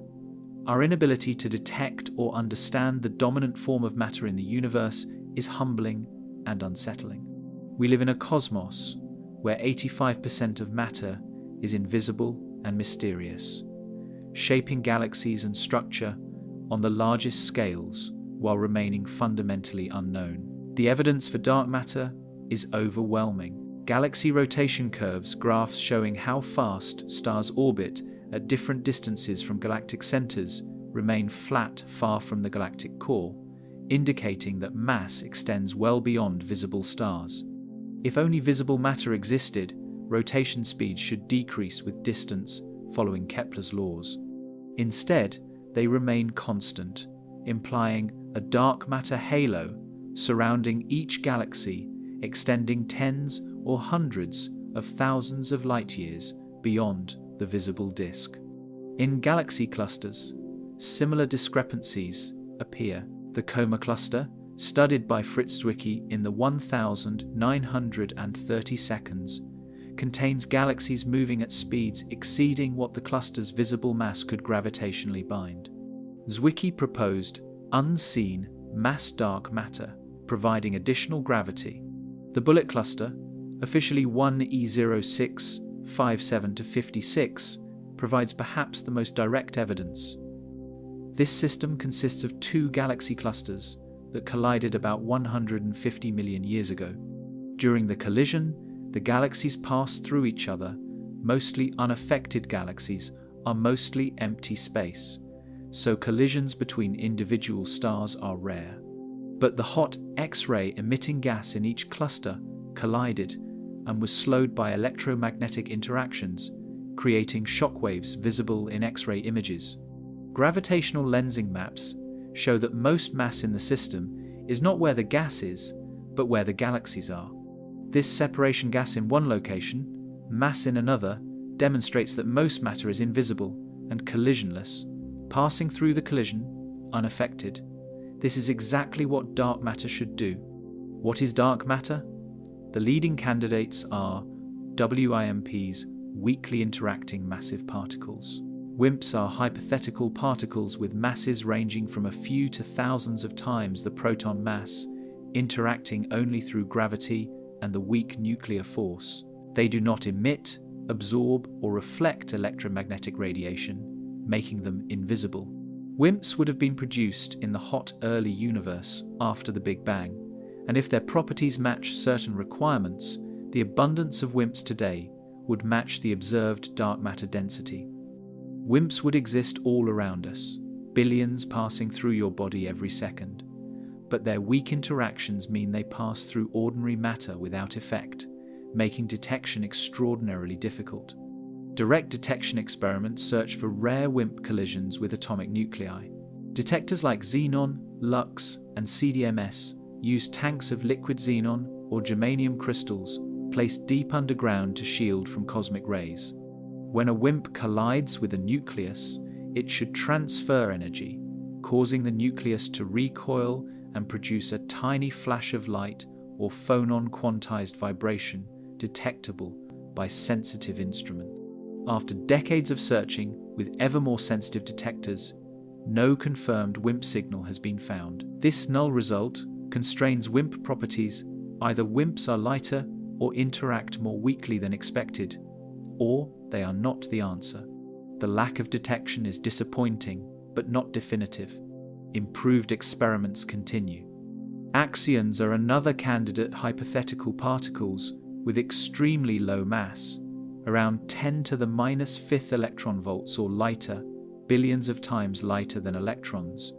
Axions were originally proposed to solve the strong CP problem in quantum chromodynamics, a puzzle about why certain symmetry violations are not observed in the strong nuclear force. If axions exist, they would be produced copiously in the early universe and in stellar cores. Their low mass means enormous numbers would be needed to comprise dark matter, perhaps 10 to the 85th axions in the observable universe.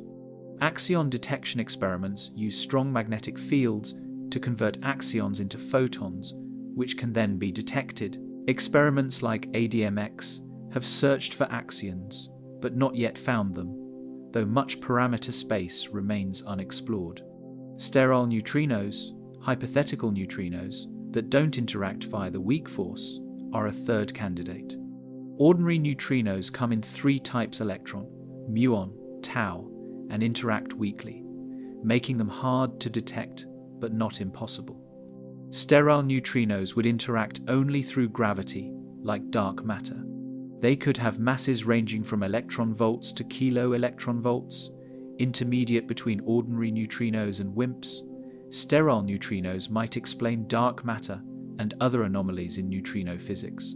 Detection would require indirect methods, looking for decay products or effects on structure formation. Some anomalies in X-ray observations of galaxy clusters hint at sterile neutrino decays, but the evidence is inconclusive. Some physicists propose that dark matter does not exist, that instead, our theory of gravity is wrong. Modified Newtonian dynamics, or MUND, suggests that gravity behaves differently at very low accelerations, like those experienced by stars in galaxy outskirts. In MUND, Newton's law is modified such that gravity is stronger than expected at low accelerations, explaining galaxy rotation curves without dark matter. MUND successfully predicts rotation curves for many galaxies, but struggles with galaxy clusters and large-scale structure. The bullet cluster is particularly problematic for MUND. The separation of mass and gas is naturally explained by dark matter, but difficult to reproduce with modified gravity. Most physicists favor dark matter, but MUND proponents continue developing the theory. Dark matter's distribution shapes galaxy formation and structure. Computer simulations of structure formation start with the initial density fluctuations present in the cosmic microwave background. Tiny variations in matter density at 380,000 years after the Big Bang. Gravity amplifies these fluctuations over billions of years. Dark matter, being collisionless, collapses into halos, roughly spherical concentrations of mass. Ordinary matter, which interacts electromagnetically, falls into these halos and forms galaxies. The dark matter halo's mass and structure determine the galaxy's properties: rotation speed, size, star formation rate. Understanding dark matter distribution is essential for understanding galaxy evolution. Dark matter might not be a single type of particle. Just as ordinary matter consists of electrons, protons, neutrons, photons, and more, dark matter could include multiple particle types with different masses and interaction strengths. This possibility, called the dark sector, allows for rich dark matter physics: dark atoms, dark molecules, dark forces. If true, detecting dark matter becomes even harder because experiments tuned for one type might miss others. The dark sector could be as complex as ordinary matter, with its own periodic table, chemistry, and potentially even structure. This speculation is unconstrained by observations, but it reminds us how little we know. The unsettling aspect of dark matter is the profound ignorance it represents. We can map dark matter's distribution through gravitational lensing and galaxy dynamics. We know its abundance, its collisionless nature, and its role in structure formation. But we do not know what it is. Its fundamental nature remains unknown. Decades of experimental effort have produced no detections. Dark matter surrounds us, permeates the galaxy, holds the cosmos together, yet remains invisible and untouchable. We are embedded in a universe dominated by a substance we do not understand, navigating by inference and theory, hoping that one day an experiment will reveal the truth. Until then, we live in a cosmos fundamentally mysterious, colliding galaxies and displaced solar systems. Galaxies collide. The universe is not static. Galaxies move through space, and when their paths cross, they merge in slow-motion cosmic crashes lasting hundreds of millions of years. The Milky Way and Andromeda, our nearest large neighbor, are currently approaching at 110 kilometers per second and will collide in approximately 4 billion years.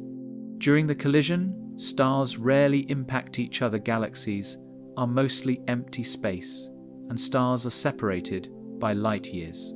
But gravitational interactions during the merger will fling stars into new orbits, disrupt planetary systems, and potentially eject the solar system into intergalactic space. There is a 50% chance that our solar system will be displaced from the galactic disk, either flung into the galactic halo or ejected from the merging galaxy entirely. The Milky Way spans approximately 100,000 light-years in diameter and contains 100 to 400 billion stars. Andromeda is slightly larger, about 220,000 light-years across, with perhaps 1 trillion stars. The two galaxies are currently 2.5 million light-years apart and closing at 110 kilometers per second. Simple division suggests collision in about 4 billion years, though simulations accounting for gravitational dynamics predict first contact in 4.5 billion years, with the galaxies passing through each other, separating, then falling back together for a second collision about 6 billion years from now. After multiple passes, the galaxies merge into a single elliptical galaxy nicknamed Milkomeda by astronomers. During the collision, gravitational forces dominate. As the galaxies approach, their mutual gravity accelerates them. The first pass brings the galactic centers within tens of thousands of light-years. Tidal forces differences in gravitational pull across each galaxy distort both. Stars on the side facing the other galaxy feel stronger attraction than stars on the far side, stretching each galaxy. Long tidal tails form, streams of stars pulled out by tides, stretching hundreds of thousands of light-years into space. These tails are visible in ongoing galaxy mergers like the antennae galaxies, NGC 4038 and NGC 4039, located 45 million light-years away, which collided about 600 million years ago and are now merging. What happens to the solar system? The Sun, currently located about 26,000 light-years from the Milky Way's center in the galactic disk, will experience gravitational perturbations as Andromeda approaches. Simulations show that stars in the disk are most affected, some flung to higher orbits, moving into the galactic halo. Others pushed inward toward the merged galactic center. Some ejected entirely, becoming intergalactic stars. The probabilities are roughly equal. 1/3 remain in the disk, 1/3 move to the halo, 1/3 ejected. If ejected, the Sun would carry its planets into intergalactic space, drifting between Milkomeda and other local group galaxies, isolated and alone. Will stars collide? The average distance between stars in the galactic disk is about 5 light-years, roughly the distance from the Sun to Proxima Centauri. When two galaxies merge, the stellar density doubles temporarily, reducing average separation to perhaps 3 to 4 light-years. Even so, the probability of two stars colliding is extraordinarily low, roughly 1 in 10 trillion for any given star during the merger. With 100 billion stars in the Milky Way, this implies about 10,000 stellar collisions during the entire merger. These collisions would produce spectacular events: binary star systems, novae, supernovae, but the vast majority of stars, including the Sun, pass through the merger without direct collision. Planetary systems might be disrupted by close stellar passes, even without collision. If another star passes within 1,000 astronomical units of the Sun, about 20 times farther than Neptune, its gravity would perturb the Oort cloud, sending comets toward the inner solar system, increasing comet impacts on Earth. At 100 astronomical units, about 3 times, Pluto's distant outer planet orbits would be affected. At 10 astronomical units between Saturn and Uranus, the entire solar system's architecture would be disrupted, with planets possibly ejected or their orbits drastically altered. The probability of such close passes is low, but not negligible, perhaps a few % chance over the billions of years of the merger. The Andromeda Milky Way collision will trigger intense star formation. Gas clouds in each galaxy, previously stable, will collide during the merger. When gas clouds collide, they compress, and compression triggers star formation. The rate of new star formation will increase by factors of 10 to 100, creating starbursts, periods of intense star formation lasting tens of millions of years. Massive stars, born in starbursts, will live fast and die young, exploding as supernovae. The merging galaxies will be ablaze with supernovae, hundreds per century, rather than the usual 2 or 3. Supernova rates will affect nearby planetary systems through radiation, though at distances exceeding 100 light-years, the effects are minimal. The supermassive black holes at each galactic center will eventually merge. The Milky Way's black hole, Sagittarius A star, has a mass of 4 million solar masses. Andromeda's central black hole is about 100 million solar masses. As the galaxies merge, the black holes spiral toward each other, orbiting within the merged galactic core. Dynamical friction gravitational drag from surrounding stars causes the orbit to decay. Eventually, the black holes merge in a catastrophic event, releasing enormous energy in gravitational waves. LISA, the Laser Interferometer Space Antenna, planned for the 2030 seconds, will detect such mergers if they occur within a few billion light-years. The merged black hole, about 104 million solar masses, will become the central engine of Milkomeda. If the solar system is ejected into intergalactic space, the night sky would change dramatically. Currently, the Milky Way appears as a band of light stretching across the skylight from billions of stars in the galactic disk. If ejected, this band would shrink and fade. After millions of years in intergalactic space, the Milky Way, now Milkomeda, would appear as a distant elliptical galaxy, a faint smudge of light. The Andromeda Galaxy, currently a faint blur visible to the naked eye, would also appear distant. The night sky would be almost empty dark, with only a few nearby stars, if any were ejected alongside the Sunday's. Astronomy would be harder. Civilizations on such planets might not realize galaxies exist, seeing only their own star in an otherwise empty universe. Other galaxies are colliding now, providing previews of our future. The antennae galaxies, mentioned earlier, show tidal tails and starbursts. The mice galaxies, NGC 4676A and 4676b, are colliding and show long tails of stars resembling mice tails. The Whirlpool Galaxy, M51, is interacting with a smaller companion, NGC 5195, which has passed through M51's disk, triggering star formation in spiral arms. The Tadpole Galaxy, UGC 10214, has a 280,000 light-year long tail pulled out by a smaller galaxy's gravity. Each collision is unique but follows common patterns: tidal distortions, star formation, eventual merger. These systems are laboratories for understanding galaxy evolution. The collision is inevitable. The Milky Way and Andromeda are bound gravitationally their mutual attraction exceeds the cosmic expansion rate at their separation. Even if the universe expands forever, local gravitationally bound systems like the local group the Milky Way, Andromeda, and their smaller satellite galaxies remain bound and eventually merge. There is no escape. 4 billion years seems distant, far beyond human timescales, but it is less than a third of the universe's current age. The universe is young, galaxy mergers are common. We live in an era of active evolution, not static equilibrium. Our galaxy's current form is temporary, destined to be destroyed and rebuilt into something new.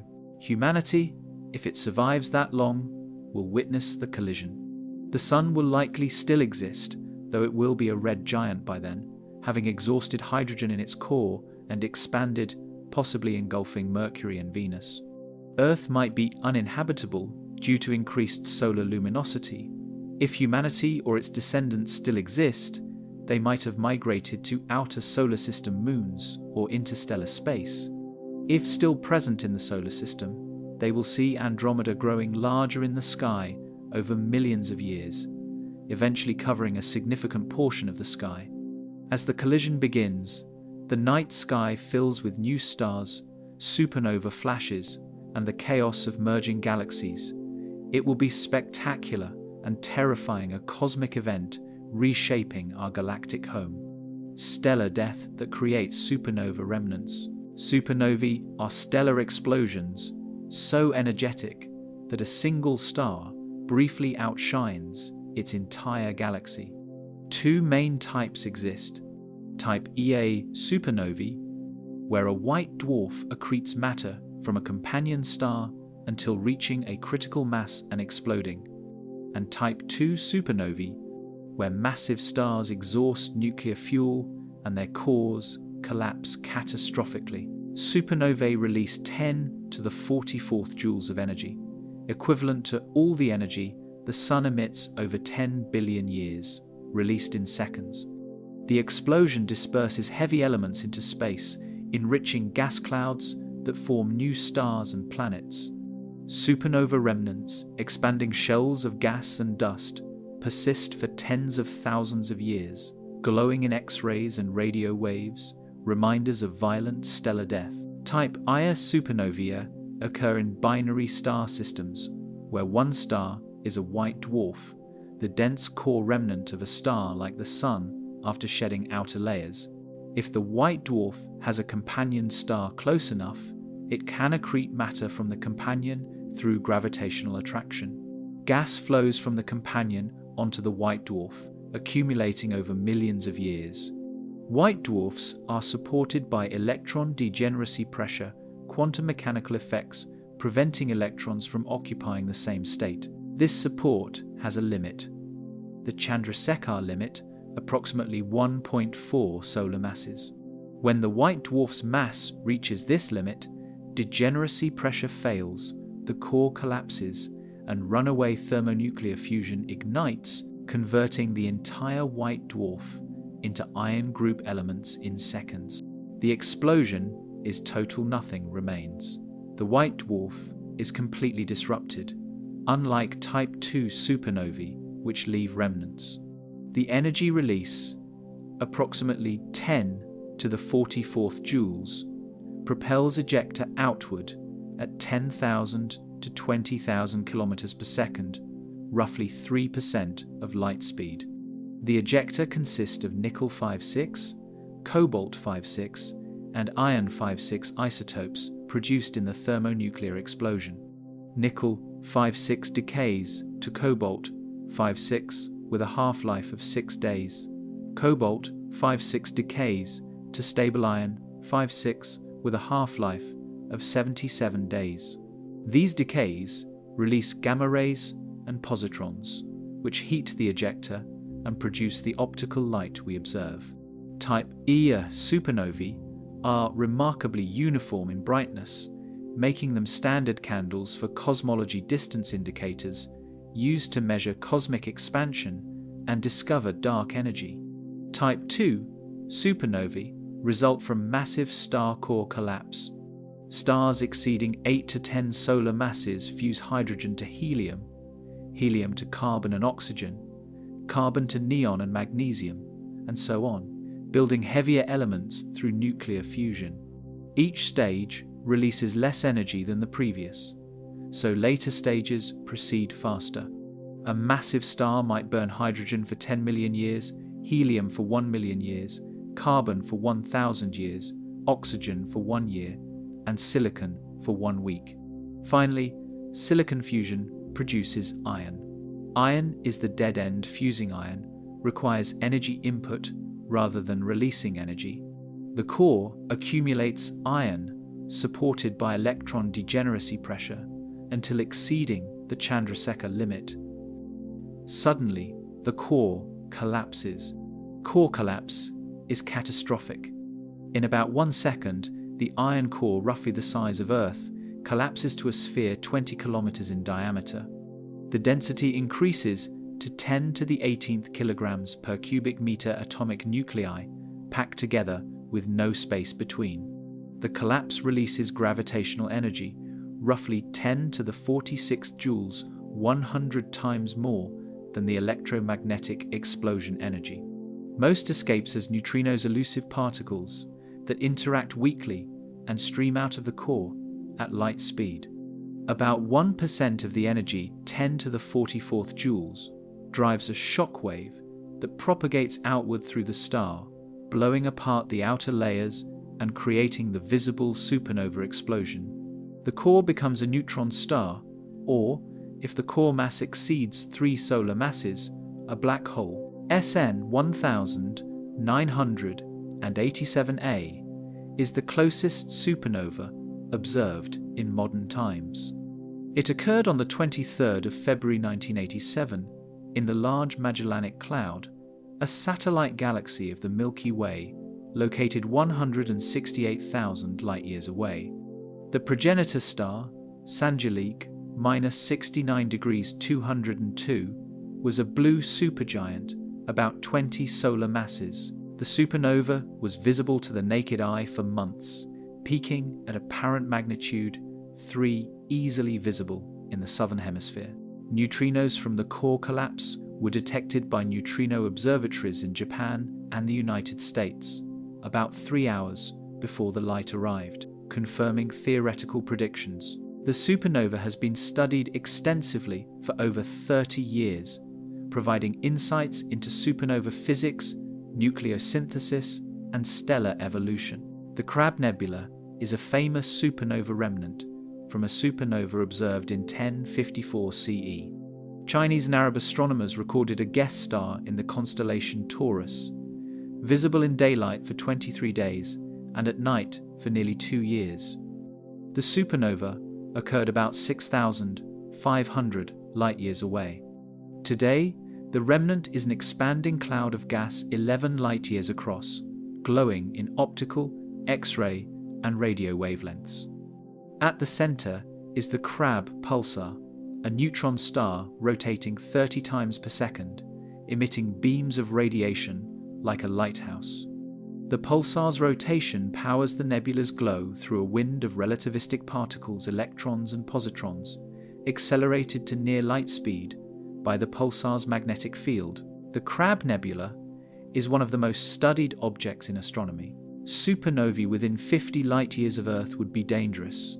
The radiation gamma rays, X-rays, and ultraviolet light would arrive years after the explosion, traveling at light speed. Gamma rays and X-rays would be absorbed in the upper atmosphere, producing nitrogen oxides that destroy ozone, similar to gamma ray bursts but less intense. Ozone depletion would increase UV radiation reaching the surface, stressing ecosystems. If the supernova were within 25 light-years, radiation doses could cause immediate harm, increased cancer rates, genetic damage, ecosystem disruption. Historical supernovae, like the one that created the Crab Nebula, were far enough that effects on Earth were negligible, though some scientists speculate that very close supernovae in the distant past might have affected Earth's biosphere. Betelgeuse, a red supergiant in Orion, is the most famous supernova candidate.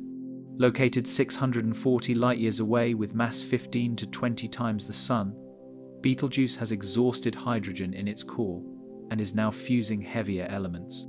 It will explode as a Type II supernova within the next 100,000 years, possibly tomorrow, possibly in 100,000 years. We cannot predict precisely. When it explodes, the supernova will be as bright as the full moon, visible in daylight, and remain visible for months. At 640 light-years, the radiation will be harmless absorbed by the atmosphere before reaching the surface. Betelgeuse's supernova will be a spectacular sight, safe to observe, and a once-in-a-lifetime event for humanity. Supernova remnants enrich the interstellar medium with heavy elements. All elements heavier than hydrogen, helium, and traces of lithium are produced in stars or supernovae. Carbon, oxygen, nitrogen, essential for life, are made in stellar cores through fusion. Iron, gold, uranium heavier elements are produced in supernovae through rapid neutron capture processes during the explosion. When a supernova explodes, these elements are ejected into space at thousands of kilometers per second. Over time, the ejectors slow down, mix with interstellar gas, and are incorporated into new generations of stars and planets. The Sun, Earth, and everything on Earth contain atoms forged in ancient supernovae, making us literally stardust. Supernovae also trigger star formation. The expanding shock wave from a supernova compresses nearby gas clouds. Compression increases density and temperature, and if conditions are right, gravitational collapse initiates, forming new stars. This process is called triggered star formation. Our solar system might have formed through this process. Some isotopic anomalies in meteorites suggest that a nearby supernova injected fresh radioactive isotopes into the collapsing gas cloud that formed the Sun 4.6 billion years ago.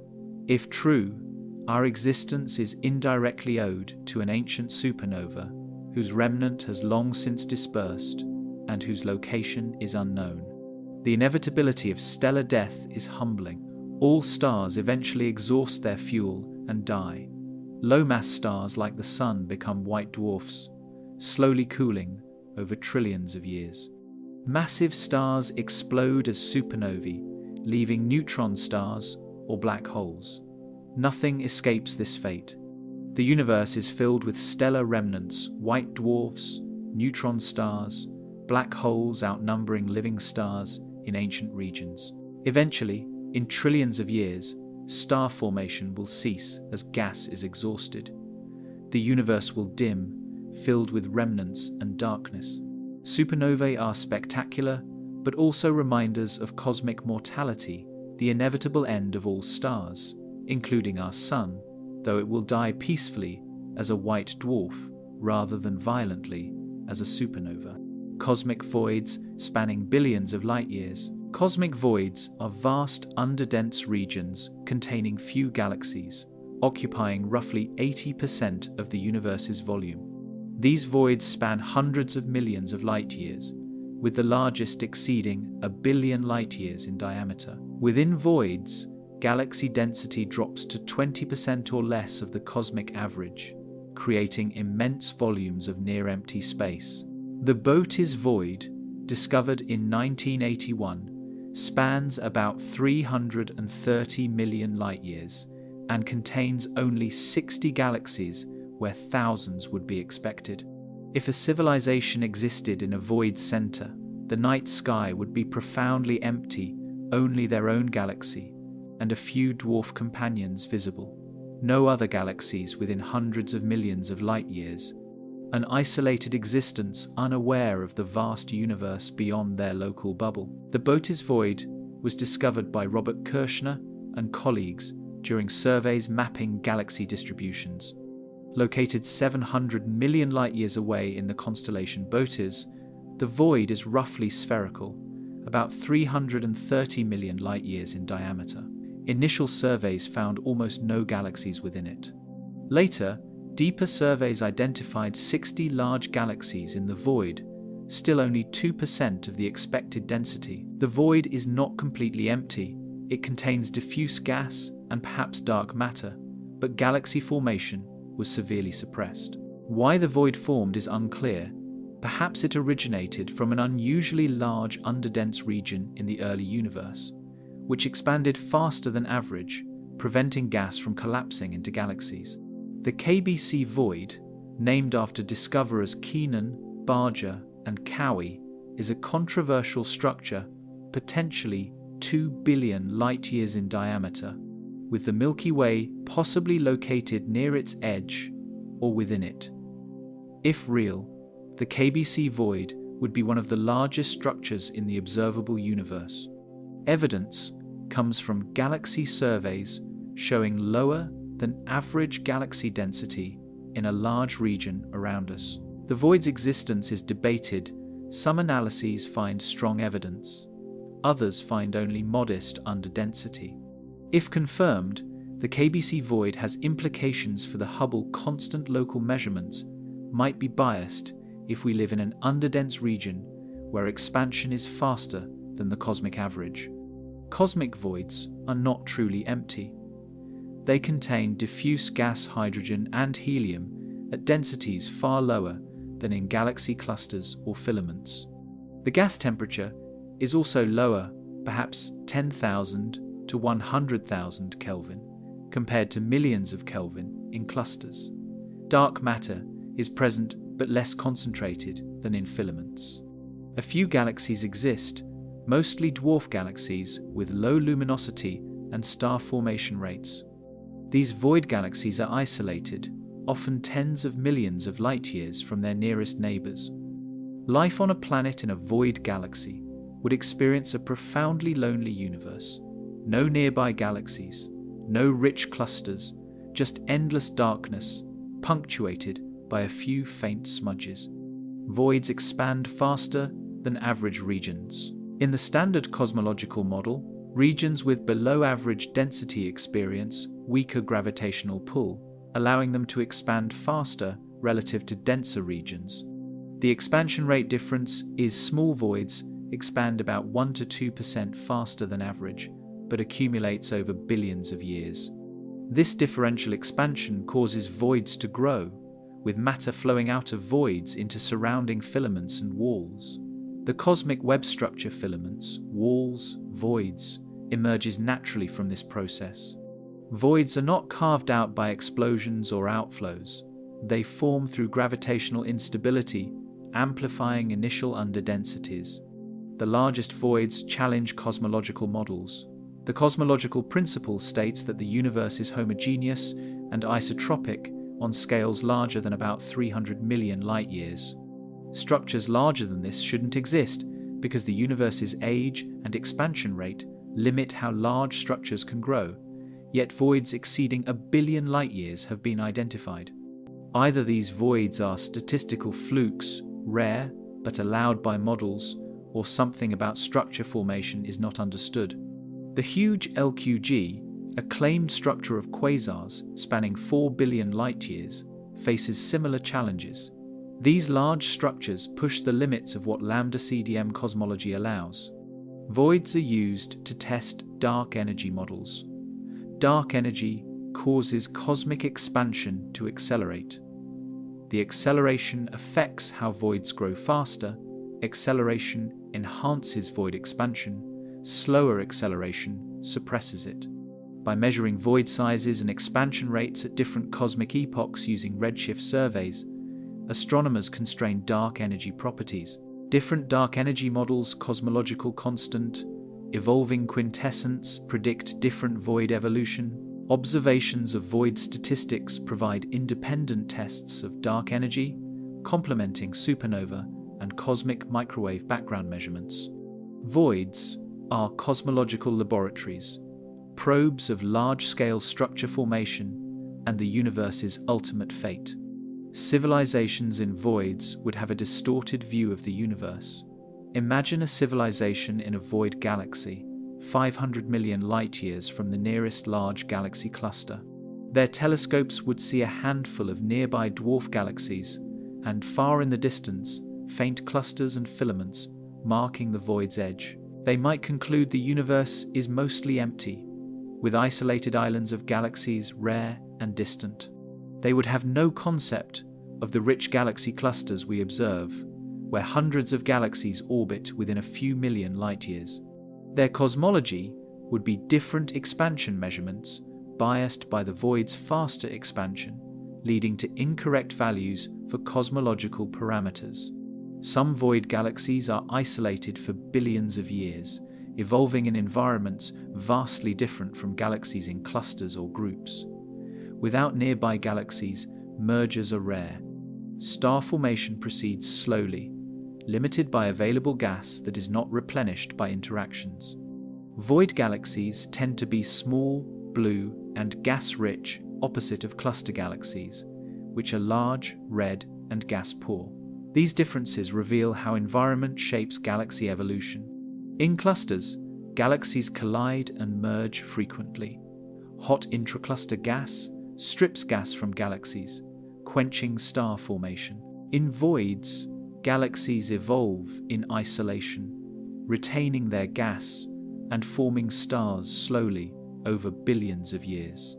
Voids grow over time.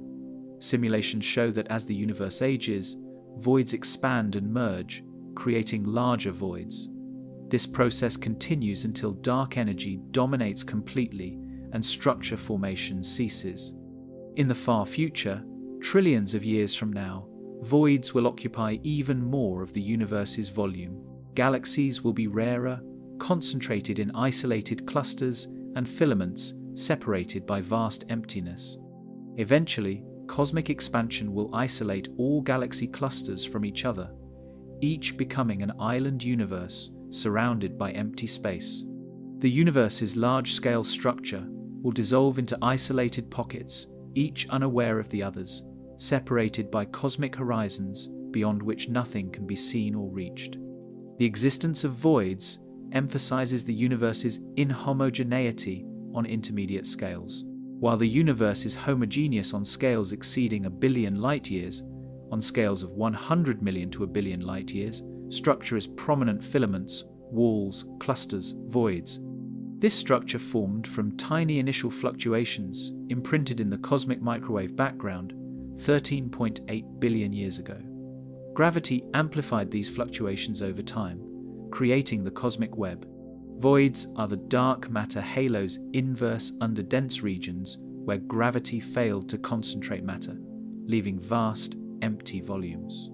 They are necessary consequences of structure formation, the flip side of galaxy clusters and filaments, remind us that the universe is not uniformly filled, but sculpted by gravity into a vast cosmic foam. Fast radio bursts from unknown sources. Fast radio bursts, or FRBs, are brief pulses of radio waves lasting milliseconds, originating from sources billions of light-years away. The first FRB, known as the Lorimer burst, was discovered in 2007 inches archived data from the Parkes Radio Telescope in Australia. Since then, thousands have been detected, most non-repeating, occurring once and never again. The energy released in a millisecond rivals what the Sun emits in weeks 10 to the 33rd to 10 to the 39th joules, compressed into thousandths of a second. Despite intensive study, the origin of FRBs remains uncertain.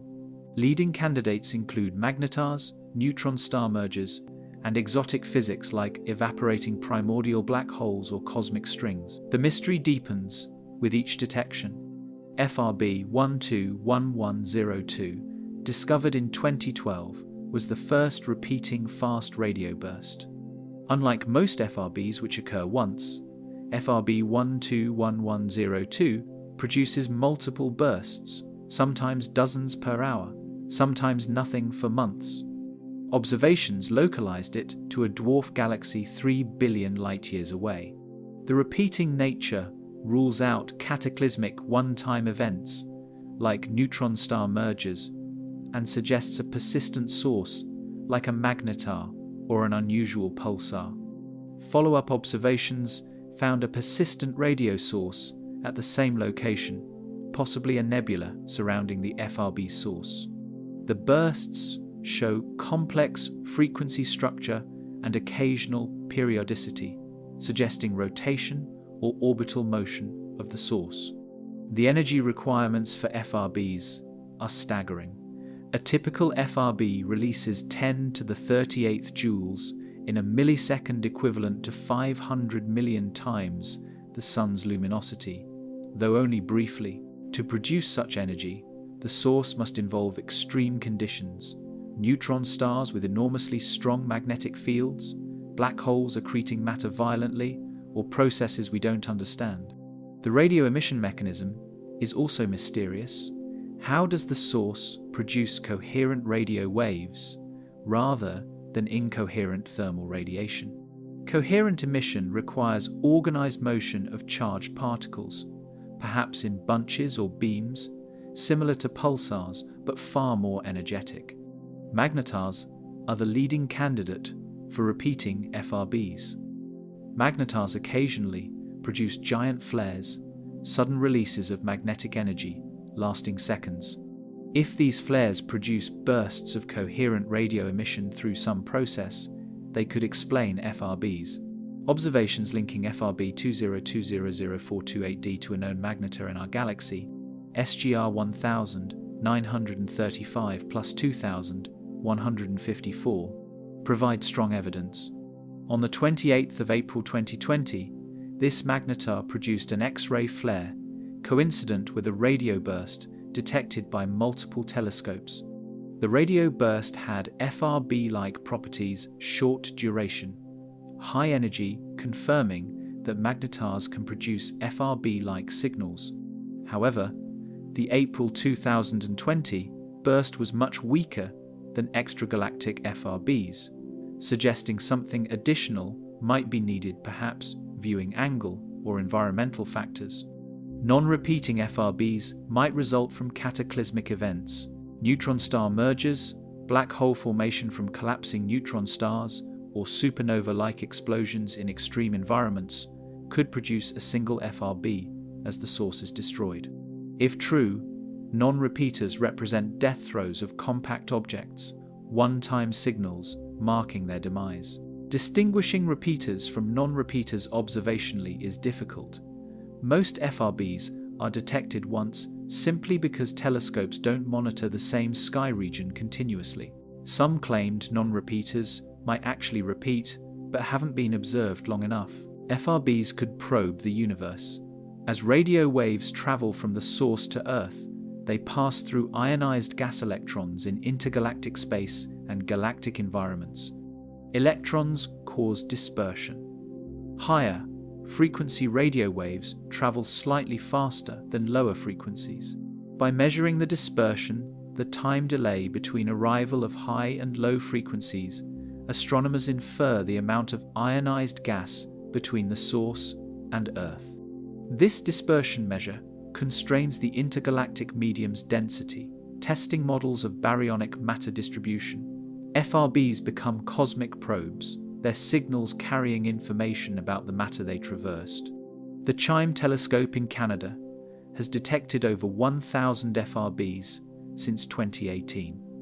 CHIME, the Canadian Hydrogen Intensity Mapping Experiment, is a transit telescope consisting of 4 cylindrical reflectors and no moving parts. It observes the sky continuously, detecting radio bursts in real time. CHIME's wide field of view and sensitivity have revolutionized FRB studies, increasing the detection rate from a few per year to multiple per day. Statistical analyses of CHIME's FRB catalog reveal that FRBs occur millions of times per day across the entire sky, though most are too faint or poorly positioned to detect. The universe is alive with these mysterious signals. Some FRBs show periodicity. FRB 180916 repeats every 16.35 days. Bursts occur in a 4-day window. Then nothing for 12 days, repeating consistently. This periodicity suggests orbital motion, perhaps a neutron star, orbiting a companion star, with bursts occurring when conditions favor emission. Alternatively, precession of the neutron star's magnetic axis might cause periodic bursts. The 16.35-day period is puzzling because it's longer than typical neutron star binary orbital periods, but shorter than precession timescales. The mechanism producing periodicity remains uncertain, adding another layer to the FRB mystery. Exotic explanations have been proposed. Some scientists speculate FRBs might result from evaporating primordial black holes, tiny black holes formed in the early universe, now evaporating through Hawking radiation. As they approach final evaporation, they might produce radio bursts.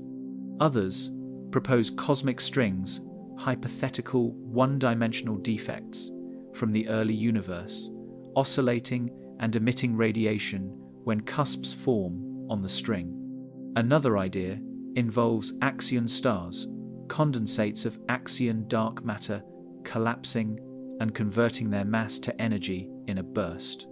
These exotic models are speculative, proposed when conventional explanations seem inadequate, but most astronomers favor magnetar-based models. The unsettling aspect of FRBs is their ubiquity and mystery. Millions occur daily across the universe, releasing enormous energies in milliseconds. We've observed thousands, localized dozens, yet the fundamental mechanism remains unknown. Are they magnetoflares?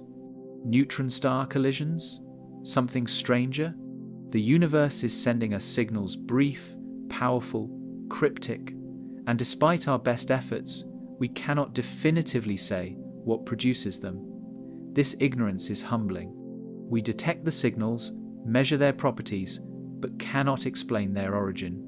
The cosmos is more active and energetic than imagined, filled with phenomena we barely understand, reminders that mysteries abound. Hawking radiation and black hole evaporation. Stephen Hawking predicted in 1974 that black holes are not entirely black.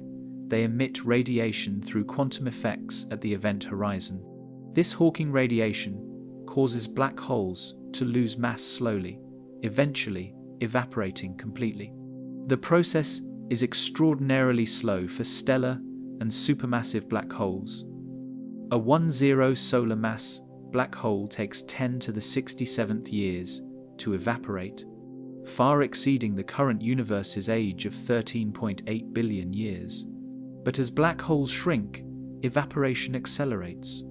A black hole's temperature increases as mass decreases, meaning the final stages occur rapidly. The last moments before complete evaporation release energy comparable to nuclear bombs. In the far future, trillions upon trillions of years from now, Hawking radiation will be the last process, dissolving the last black holes, leaving only radiation in an empty, cold universe. Hawking radiation arises from quantum field theory near the event horizon. In quantum mechanics, vacuum is not empty, but filled with virtual particle-antiparticle pairs, constantly appearing and annihilating. Normally, these pairs exist briefly fractions of a second before annihilating. Near a black hole's event horizon, the intense gravitational field separates pairs.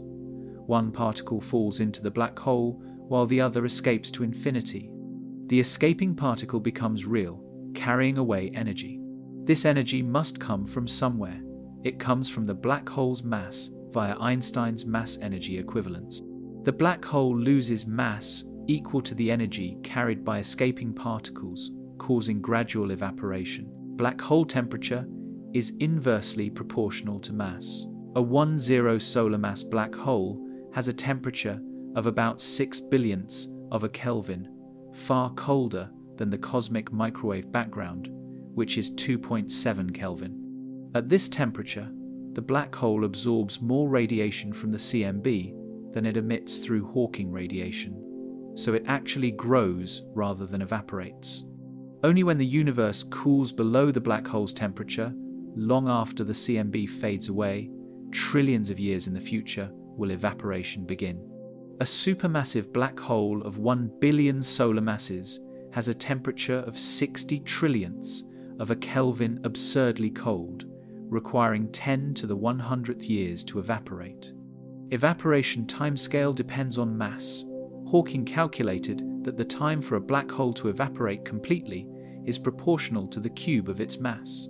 Small black holes evaporate faster, large ones take longer.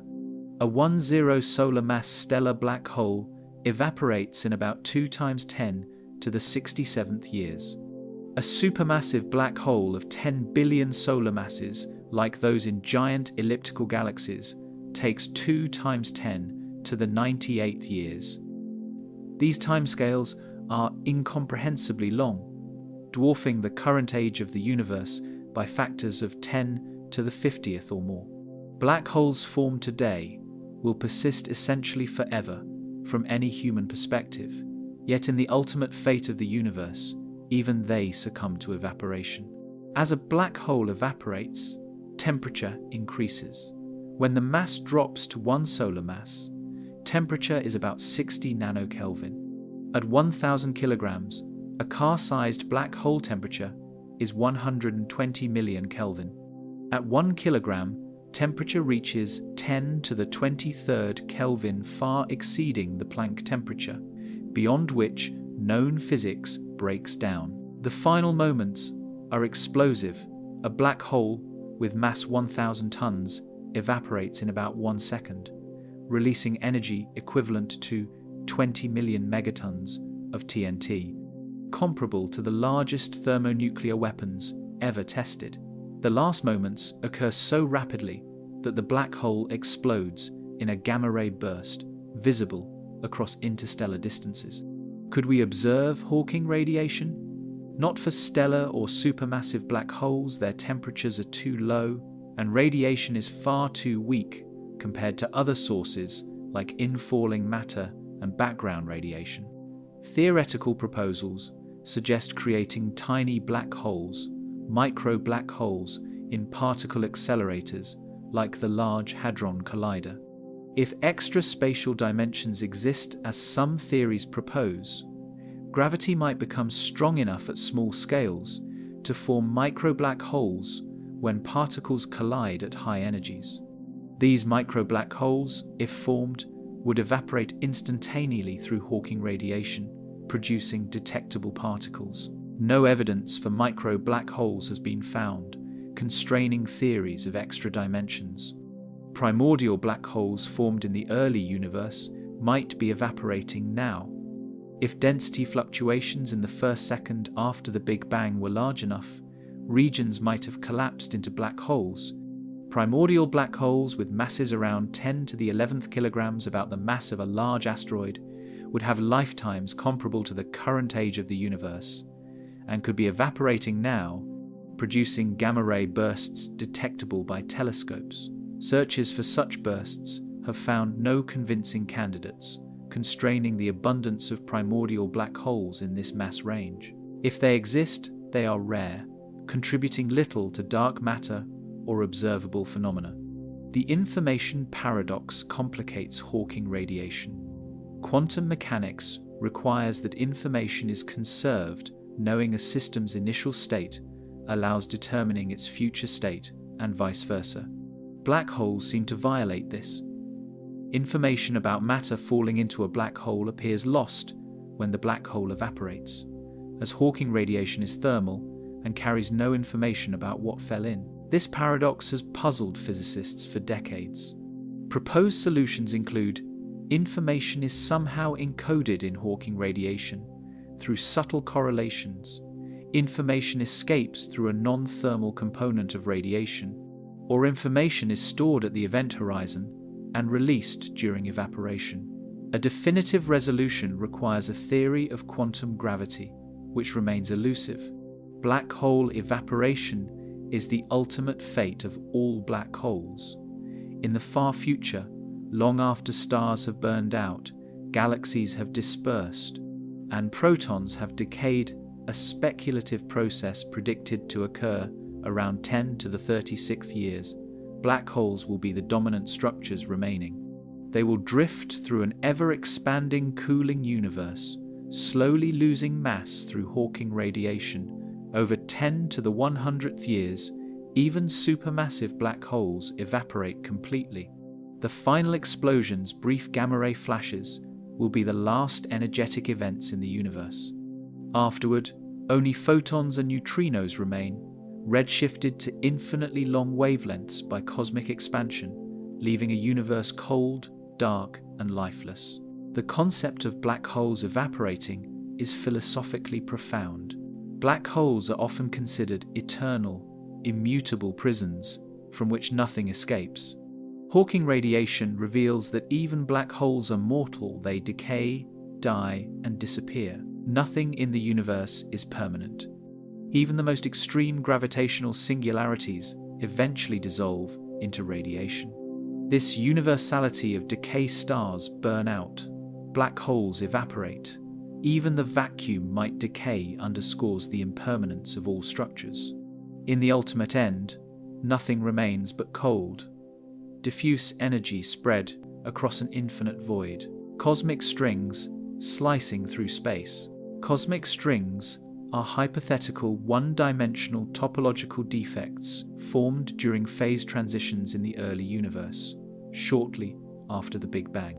These strings are extraordinarily thin, about the width of a proton, but incredibly dense, with mass reaching billions of tons per centimeter of length. If cosmic strings exist, they could be infinite in length or form closed loops. A cosmic string passing through a planet would slice it cleanly, like a wire cutting through butter. Gravitational stresses ripping apart everything in its path. Oscillating string loops emit gravitational waves detectable by observatories like LIGO and Virgo. Despite searches, no cosmic strings have been confirmed, but if they exist, they represent remnants of the universe's earliest moments, carrying information about physics at energies far beyond particle accelerators can reach. Phase transitions in the early universe might have produced cosmic strings.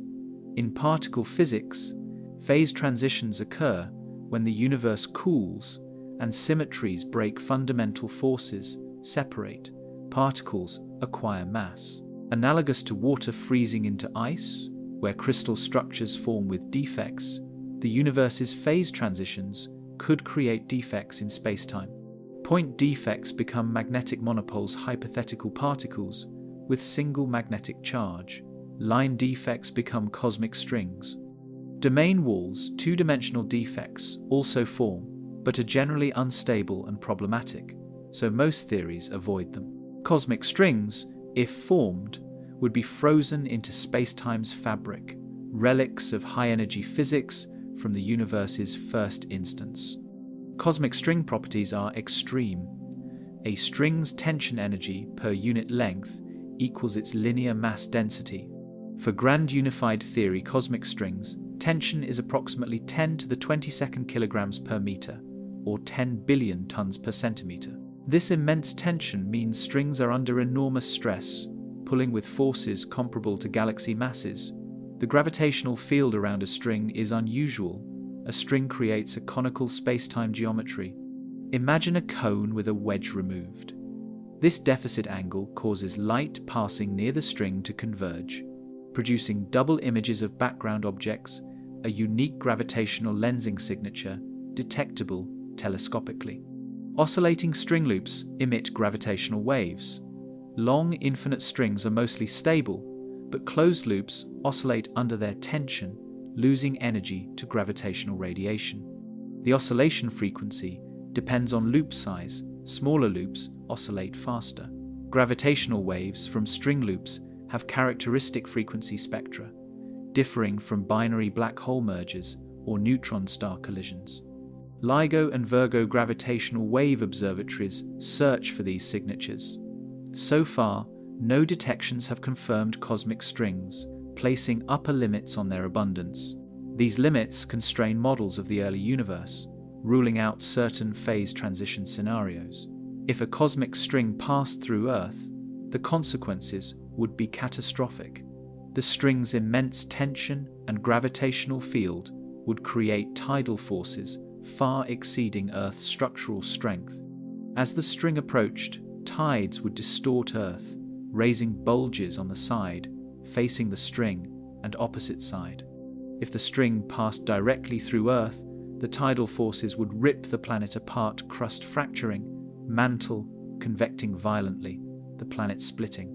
Even a near miss, the string passing within a few thousand kilometers, would cause massive earthquakes, volcanic eruptions, and tsunamis. No warning would precede this disaster. Strings move at relativistic speeds, giving no time for detection or response. Cosmic strings could cut through stars, planets, or even black holes. A string passing through the Sun would slice through, gravitational stresses disrupting the core temporarily. The Sun would heal gravity, pulling matter back together, but the disruption might cause fusion rate changes, brightness fluctuations, or mass loss. A string passing through a black hole would not destroy the black hole, but would interact gravitationally. If the string's tension is high enough, it might deform the event horizon temporarily, or be captured into orbit around the black hole, creating a binary string black hole system emitting complex gravitational waves. String networks might have influenced early structure formation. If cosmic strings existed in the early universe, their gravitational effects would seed density fluctuations, regions of enhanced density that later collapsed to form galaxies. Observations of the cosmic microwave background, the radiation from 380,000 years after the Big Bang, show fluctuations consistent with quantum fluctuations during inflation. The Standard Model, cosmic strings would produce different patterns, elongated regions of enhanced temperature, unlike inflation's nearly Gaussian fluctuations. Planck satellite observations found no string signatures, constraining string tensions to below about 10 to the 7th Planck masses per unit length, much weaker than grand unified theory strings. Cosmic strings might form during inflation. Some inflationary models predict that strings form at the end of inflation, when the inflaton field, the field driving inflation, decays. These strings would be different from grand unified theory strings, with tensions dependent on the energy scale of inflation. If inflation occurred at high energies near the Planck scale, the strings would be extremely energetic.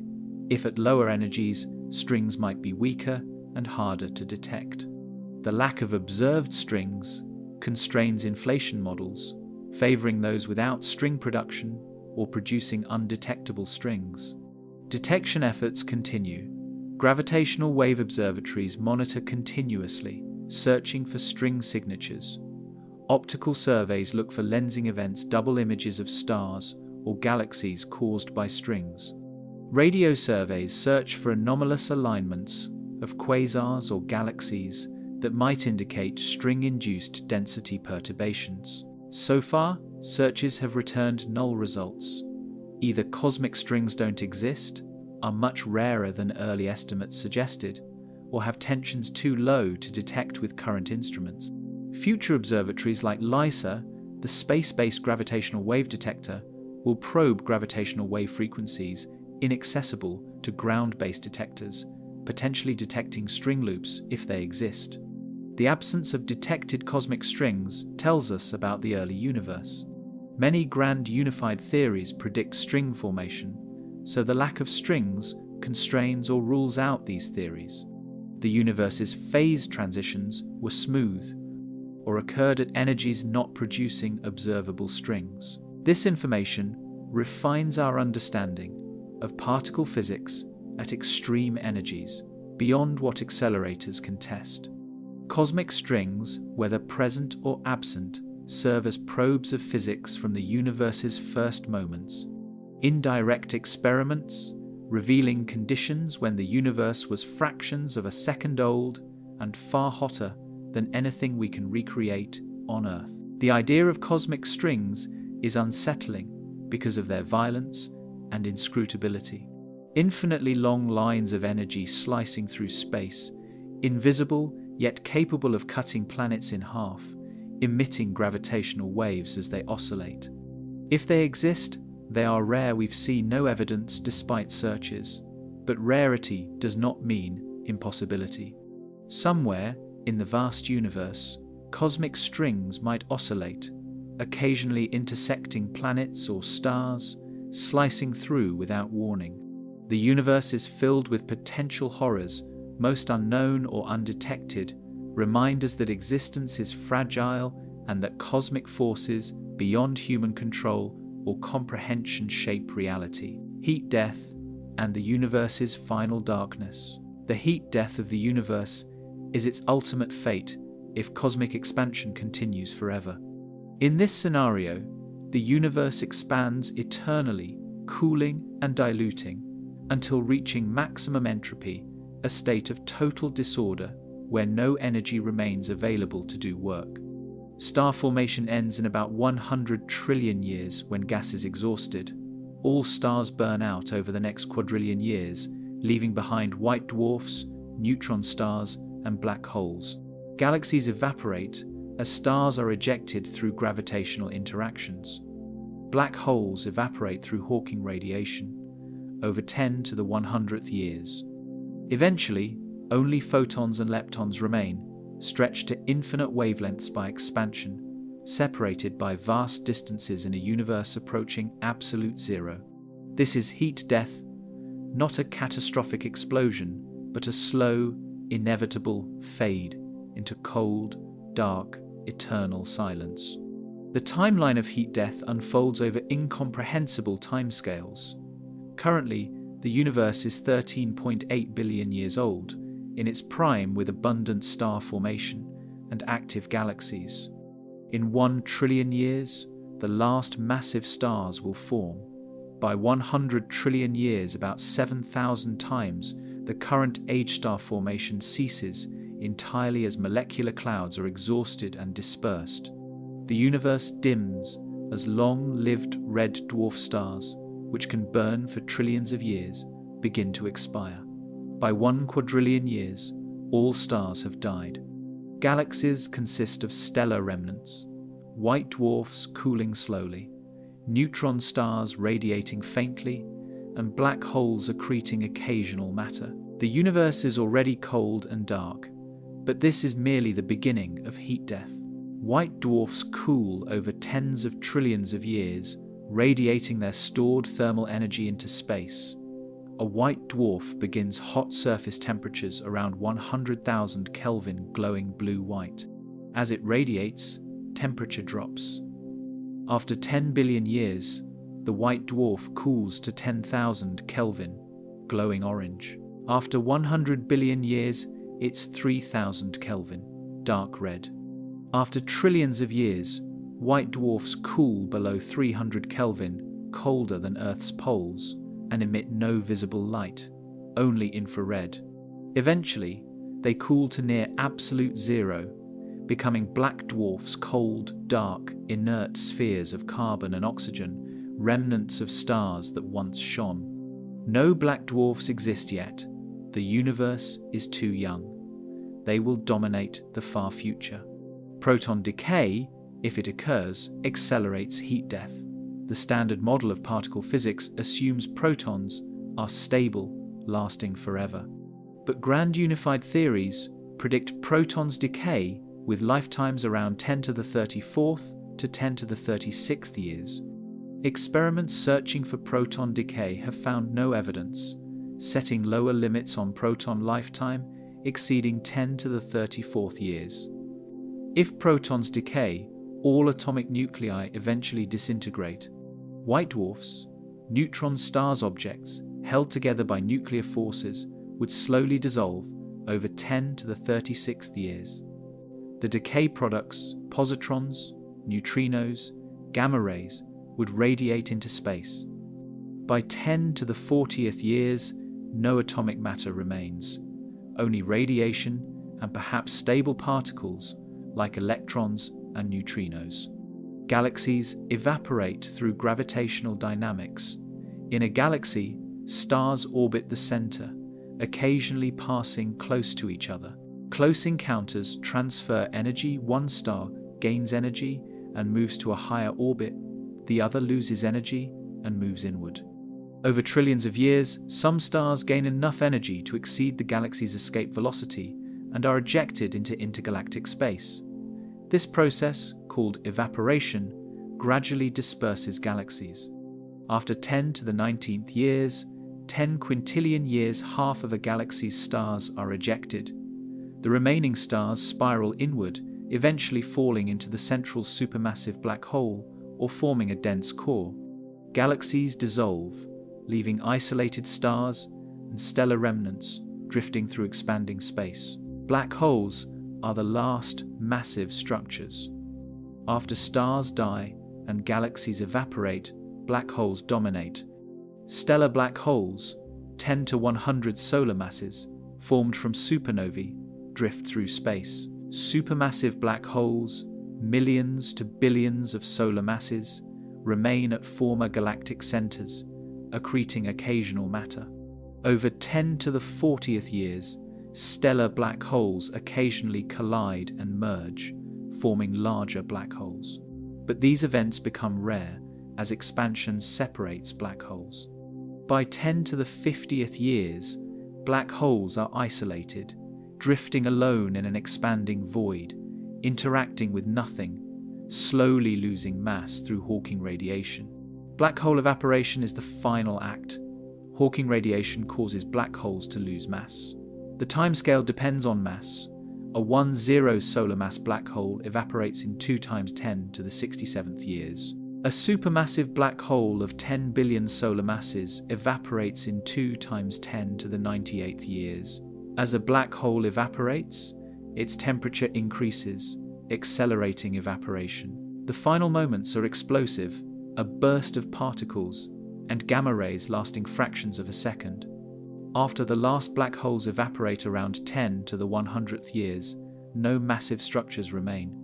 Only a dilute gas of photons, neutrinos, electrons, and positrons fills the universe, stretched to infinite wavelengths by expansion. At maximum entropy, no further change is possible. Entropy measures disorder.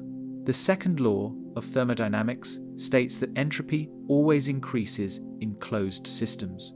The universe, if closed or isolated, inevitably reaches maximum entropy. At this state, all energy is evenly distributed, all temperature differences erased, all gradients smoothed. No energy flows occur, no work is possible. In thermodynamic terms, the universe is dead. Particles still exist, photons, neutrinos, but they are isolated, non-interacting, redshifted to energies approaching zero. Time still passes, but nothing happens. The universe continues expanding, cooling, becoming ever more dilute and empty. The far future universe is incomprehensibly lonely. Imagine a universe 10 to the 100th years old. The last black holes have evaporated. No stars exist, they burned out eons ago. No galaxies, they dispersed, and their black holes evaporated. Space is nearly empty, perhaps 1 photon per volume, the size of the current observable universe. That photon has a wavelength stretched to light years by expansion, effectively zero energy. Occasionally, 2 photons might interact, but such events are separated by timescales exceeding 10 to the 100th years. The universe is silent, dark, and cold, temperature a fraction of a nanokelvin above absolute zero. Alternative scenarios exist, but are less likely. If dark energy increases over time, phantom energy with equation of state W less than -1, the universe experiences a big rip. Expansion accelerates without bound, tearing apart galaxies, stars, planets, atoms, and eventually even nuclei and quarks in finite time. If dark energy decreases or reverses, expansion might slow, stop, and reverse, leading to a big crunch, the universe collapsing back into a hot, dense state, possibly restarting in a new Big Bang. But current observations favor constant dark energy, a cosmological constant implying eternal expansion and heat death. The universe will not end in fire or catastrophe, but in an eternal, cold fade. The philosophical implications of heat death are bleak. All structures, stars, galaxies, life, are temporary, existing briefly in cosmic terms. Eventually, everything dissolves into radiation and particles, separated by infinite distances, unable to interact. The universe reaches a state where nothing can happen, nothing changes, and no observer exists to witness.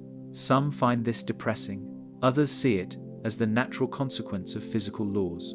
The universe, born in a hot, dense Big Bang, ends in cold, infinite expansion. Between these endpoints, structures form, complexity arises. Life emerges brief, remarkable, ultimately doomed.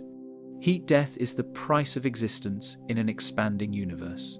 The final statement of entropy, the last word in the cosmic story. Dark energy, accelerating cosmic expansion. Dark energy comprises 68% of the universe's total energy density, driving the accelerated expansion observed since about 5 billion years ago. Its discovery in 1998 by two independent teams studying distant Type Ia supernovae shocked cosmologists. The supernovae appeared dimmer than expected, indicating they were farther away than predicted by models assuming constant expansion. This could only be explained if expansion was accelerating galaxies moving apart faster now than in the past. Dark energy, an unknown form of energy permeating all space, provides the repulsive force accelerating expansion. Despite its dominance, dark energy's nature remains one of physics' greatest mysteries. Is it the cosmological constant, vacuum energy inherent to space-time, or something dynamical that changes over time? The discovery came from observations of Type Ia supernovae, exploding white dwarfs used as standard candles because they have consistent peak luminosity. If a supernova appears fainter, it's farther away. Measuring redshift gives expansion rate at different cosmic epochs. The Supernova Cosmology Project, led by Saul Perlmutter, and the High Z Supernova Search Team, led by Brian Schmidt and Adam Rias, independently observed dozens of distant supernovae at redshifts Z equals 0.3 to 1, corresponding to distances 3 to 8 billion light-years. Both teams found the same result.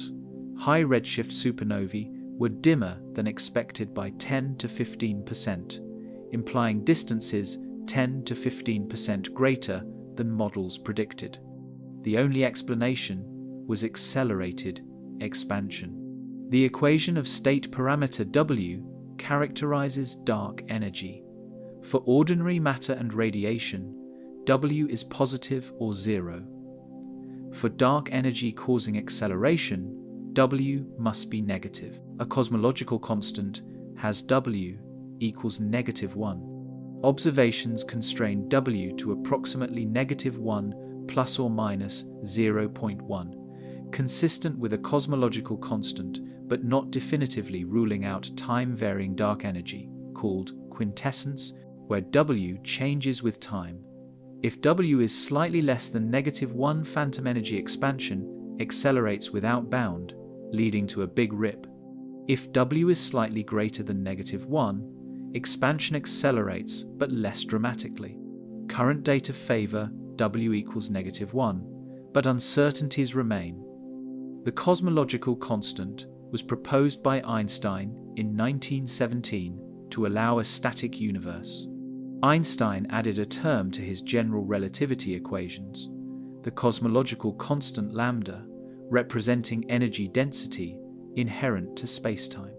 With appropriate value, lambda could counteract gravity, preventing cosmic collapse and allowing a static universe.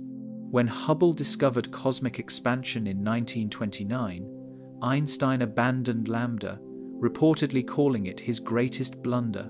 In 1998, the cosmological constant was resurrected to explain accelerated expansion.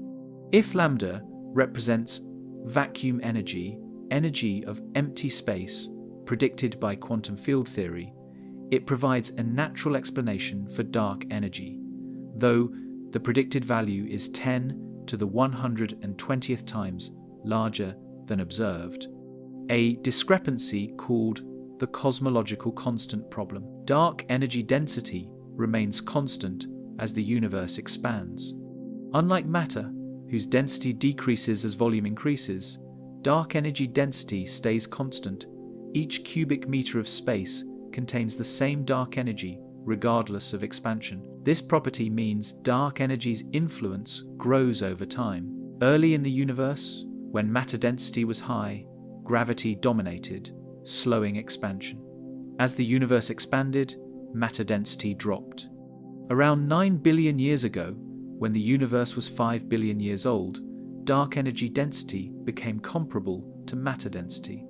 Since then, dark energy has dominated, and expansion has accelerated.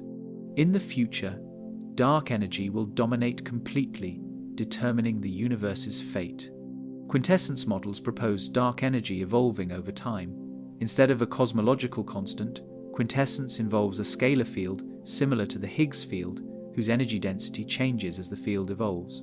The equation of state W varies, possibly crossing W equals -1 at some epoch.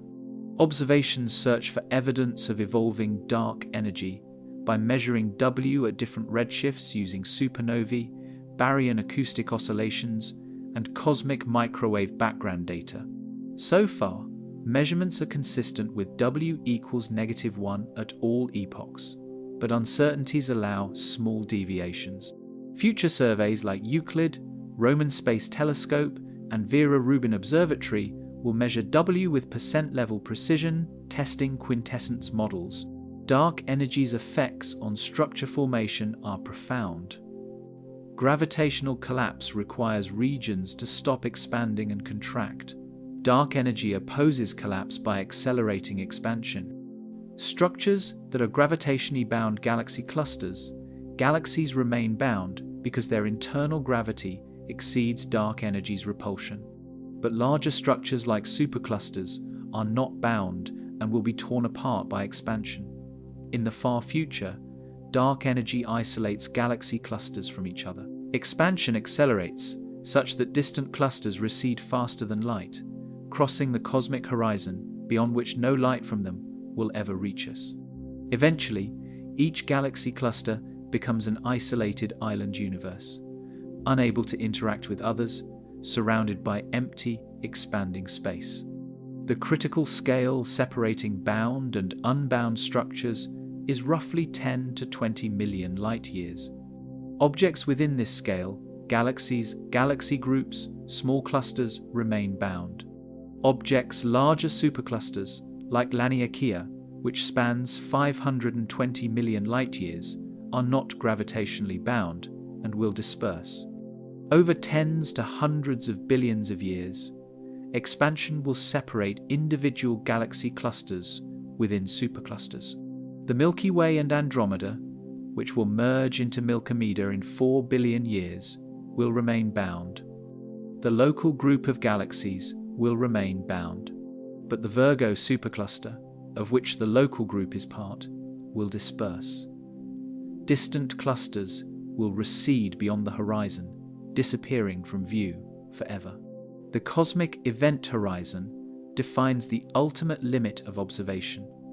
As expansion accelerates, galaxies beyond a certain distance recede faster than light. Light from these galaxies never reaches us. They cross the event horizon and become unobservable. Currently, the event horizon is about 16 billion light-years away. Galaxies beyond this will never be observable, no matter how long we wait. Over time, the horizon grows slowly, but expansion accelerates faster, so distant galaxies continue crossing the horizon. In trillions of years, all external galaxies will have crossed the horizon. Observers in Milkomeda will see only their own galaxy in an otherwise empty universe, unaware that billions of galaxies once existed. Future civilizations face an ignorance problem. In 150 billion years, cosmic expansion will have redshifted the cosmic microwave background, currently 2.7 Kelvin, to undetectable levels. The CMB is key evidence for the Big Bang. Without it, future astronomers might not infer the universe had a hot, dense beginning. All external galaxies will have crossed the horizon, leaving the sky empty except for the local merged galaxy. Future scientists, observing only their galaxy in an empty universe, might conclude the universe is static, eternal, and consists only of their galaxy. They would have no evidence for expansion, dark energy, or the Big Bang. The universe would hide its own history, leaving future observers ignorant of cosmic truth, unable to deduce the universe's origins or fate. Dark energy remains deeply mysterious, despite 2 decades of study since its discovery. We know its energy density, its equation of state, and its effects on expansion and structure. But we do not know what it is, whether it is vacuum energy, a scalar field, a modification of gravity, or something else entirely. The cosmological constant problem, why the observed value is 10 to the 120th times smaller than predicted, remains unsolved. Dark energy dominates the universe's fate, determining that expansion continues forever, stars die, galaxies disperse, and the universe fades into cold darkness.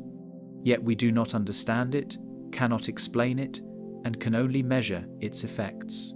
This ignorance about the dominant component of the universe is humbling, a reminder that despite advances, the cosmos guards its deepest secrets. Gravitational waves, warping spacetime. Gravitational waves are ripples in spacetime itself, generated by accelerating masses and propagating at the speed of light. Predicted by Einstein in 1916, as a consequence of general relativity, they remained undetected for a century until the 14th of September 2015, when LIGO, the Laser Interferometer Gravitational Wave Observatory, detected waves from 2 colliding black holes 1.3 billion light-years away. The event, J101527.2+625911, marked the dawn of gravitational wave astronomy. Since then, dozens of detections have followed: black hole mergers, neutron star collisions, and possibly exotic sources. Gravitational waves offer a new way to observe the universe, revealing violent events invisible to telescopes, probing extreme physics where gravity warps spacetime beyond imagination. Einstein predicted gravitational waves from his field equations of general relativity. When massive objects accelerate orbiting, colliding, exploding, they disturb spacetime, creating waves that spread outward. The waves stretch and compress space perpendicular to their direction of travel.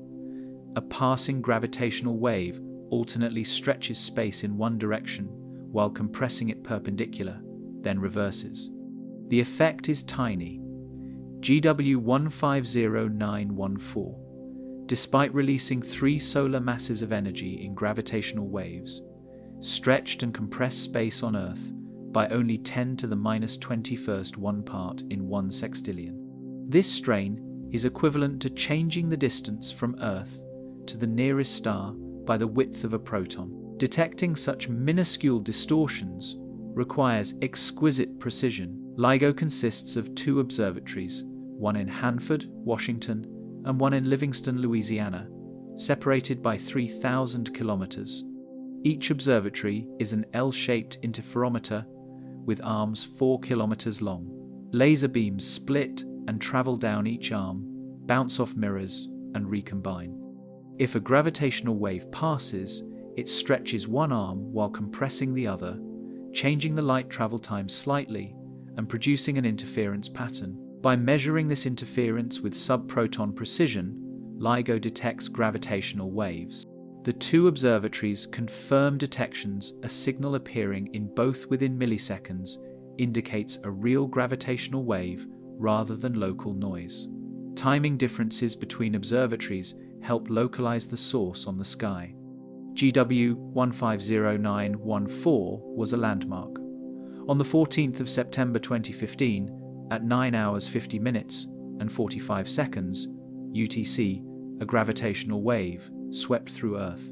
LIGO detected it in both observatories. Livingston first, Hanford 7 milliseconds later. The waveform, the shape of the signal, revealed two black holes, 36 and 29 solar masses, spiraling together over tens of milliseconds, merging into a 6-2 solar mass black hole.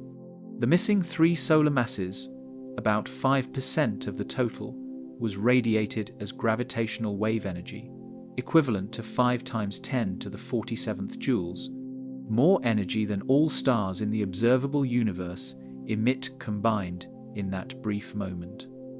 The event occurred 1.3 billion years ago.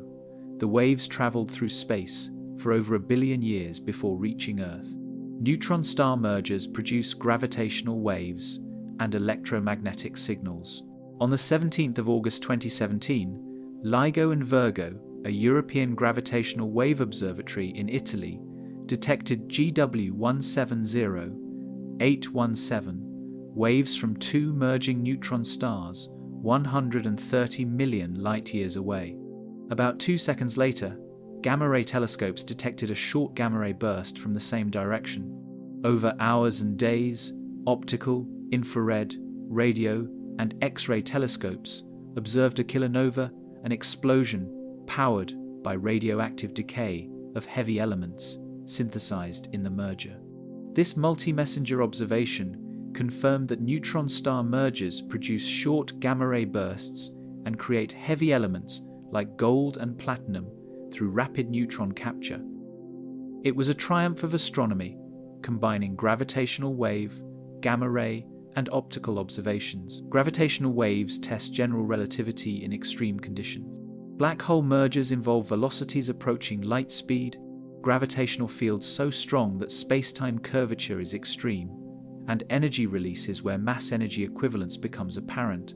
General relativity predicts specific waveforms, how the gravitational wave frequency and amplitude evolve as the black holes spiral together. Observations match predictions with remarkable precision, confirming relativity in regimes inaccessible otherwise. Any deviations might indicate new physics extra dimensions, modified gravity, or quantum corrections to relativity. So far, no deviations have been found. General relativity passes every test. LIGO has detected over 90 gravitational wave events as of 2024. Most are black hole mergers masses ranging from 7 to 90 solar masses. A few are neutron star mergers or black hole neutron star mergers. The black hole masses reveal a population of stellar mass black holes throughout the universe, many formed from massive stars in dense star clusters or isolated.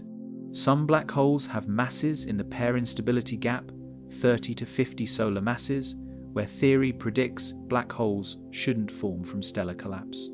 These detections suggest formation mechanisms we don't fully understand, perhaps hierarchical mergers where smaller black holes merge to form larger ones. Future detectors will expand gravitational wave astronomy. LISA, the Laser Interferometer Space Antenna, planned for the 2030s, will orbit the Sun with 3 spacecraft forming a triangle 2.5 million kilometers on a side. LISA will detect gravitational waves at lower frequencies than LIGO, accessing sources like supermassive black hole mergers, compact binaries in our galaxy, and possibly gravitational waves from the Big Bang's inflationary epoch. Ground-based detectors like Cosmic Explorer and Einstein Telescope, proposed for the 2030s and beyond, will be more sensitive than LIGO, detecting black hole mergers across the entire observable universe and rare events like supernovae core collapses. Gravitational waves from the early universe might exist. Inflation, the rapid expansion 10 to the minus 35th seconds after the Big Bang, would generate gravitational waves with wavelengths stretched by expansion to astronomical scales. These primordial gravitational waves imprint patterns on the cosmic microwave background's polarization. Detection would confirm inflation and reveal physics at energies 10 to the 15th times higher than particle accelerators reach. Several experiments search for these signals: BICEP, Keck Array, Simon's Observatory. A claimed detection in 2014 was later attributed to dust, but searches continue. If found, primordial gravitational waves would be among the most profound discoveries, linking cosmology to particle physics at the highest energies. Gravitational waves carry information inaccessible to light. Black holes emit no light, yet gravitational waves reveal their mergers. Neutron star cores, where matter reaches densities beyond atomic nuclei and physics is uncertain, emit gravitational waves during mergers, revealing their equation of state. Supernovae, where core collapse drives explosions, emit gravitational waves encoding core dynamics invisible to photons. Gravitational wave astronomy complements electromagnetic astronomy, together providing a complete picture of the universe's violent events. The universe is transparent to gravitational waves. They pass unimpeded through matter, allowing observations of events obscured by gas, dust, or simply occurring in regions producing no light. The power of gravitational waves is both exhilarating and unsettling. We now detect space-time itself, rippling, carrying messages from black holes colliding billions of years ago. These waves passed through galaxies, stars, and Earth itself, stretching and compressing space by infinitesimal amounts, yet we can measure them. The ability to sense such faint signals from such distant, violent events is a testament to human ingenuity. But it also reminds us how violent the universe is: stellar mass black holes colliding, neutron stars tearing each other apart, energies beyond comprehension released in seconds. We live in a universe where such cataclysms are common, and we have only just begun to listen. Neutron stars spinning 700 times per second. Neutron stars are the collapsed cores of massive stars, compressing 1.4 solar masses into a sphere only 20 kilometers in diameter. The density is 10 to the 17th kilograms per cubic meter, equivalent to compressing Mount Everest into a thimbleful. Matter in neutron stars exists in exotic states: atomic nuclei packed tightly in the crust, superfluid neutrons in the interior, possibly quark-gluon plasma or strange matter in the core.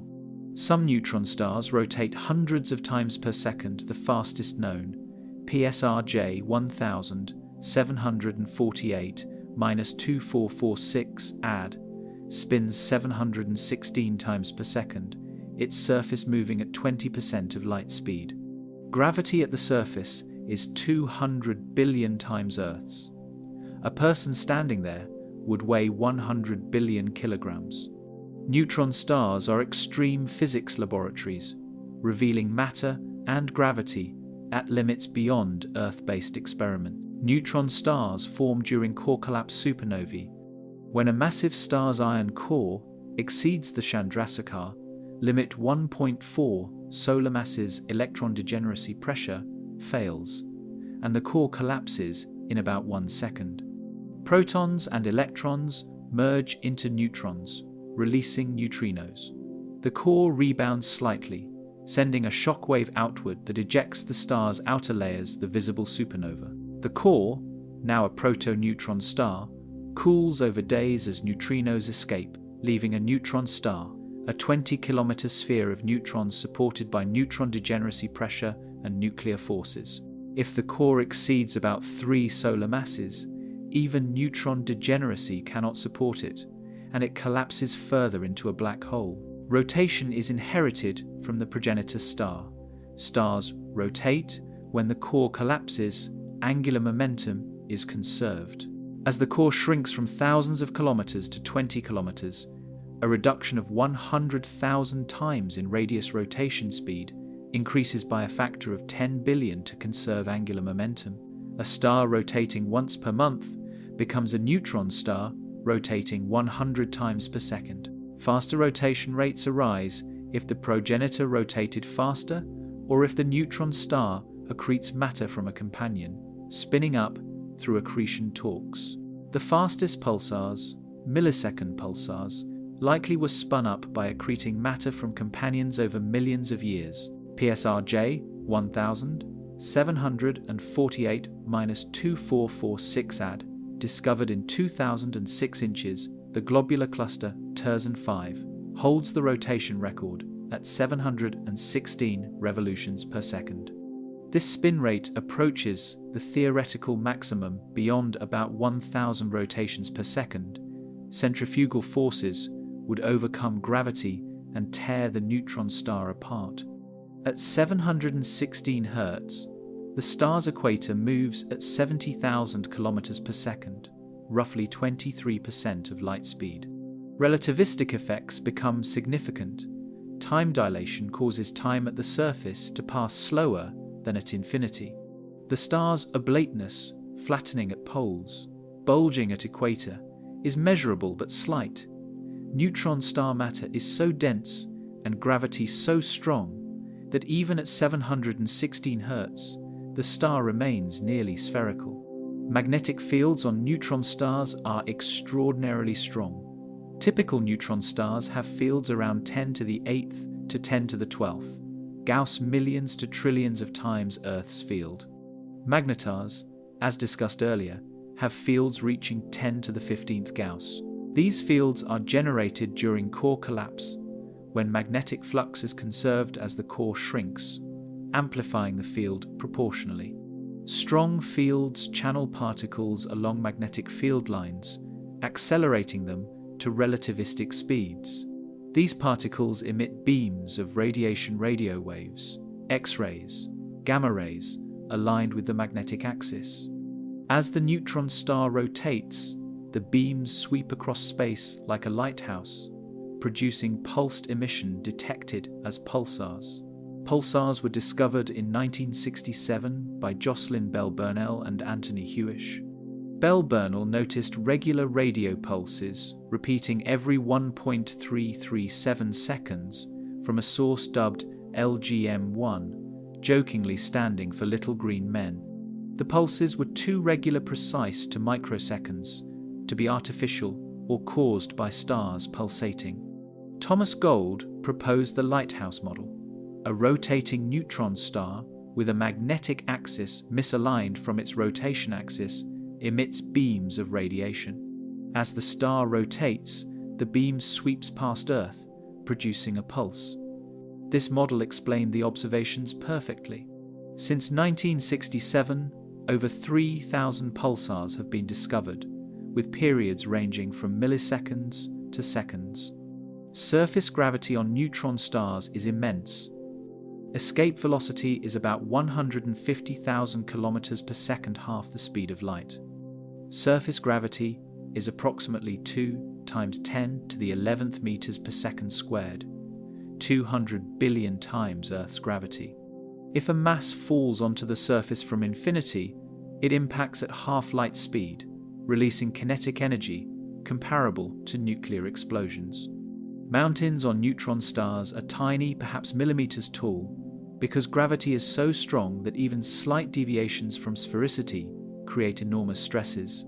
The crust is extremely rigid, made of iron nuclei and neutrons in a lattice stronger than any terrestrial material. Yet it cracks occasionally, causing starquakes, sudden rearrangements, releasing energy observable as glitches in pulsar timing. The interior of neutron stars is uncertain. The outer crust consists of iron nuclei and electrons. Deeper, at densities exceeding 4 times 10 to the 11th kilograms per cubic meter, neutrons drip out of nuclei, forming a sea of free neutrons. In the core, densities reach 10 to the 18th kilograms per cubic meter, exceeding atomic nuclei. Matter might exist as a neutron superfluid, where neutrons flow without viscosity. Protons might also be superconducting. At extreme densities, quarks, the constituents of protons and neutrons, might become unconfined, forming quark-gluon plasma or strange quark matter.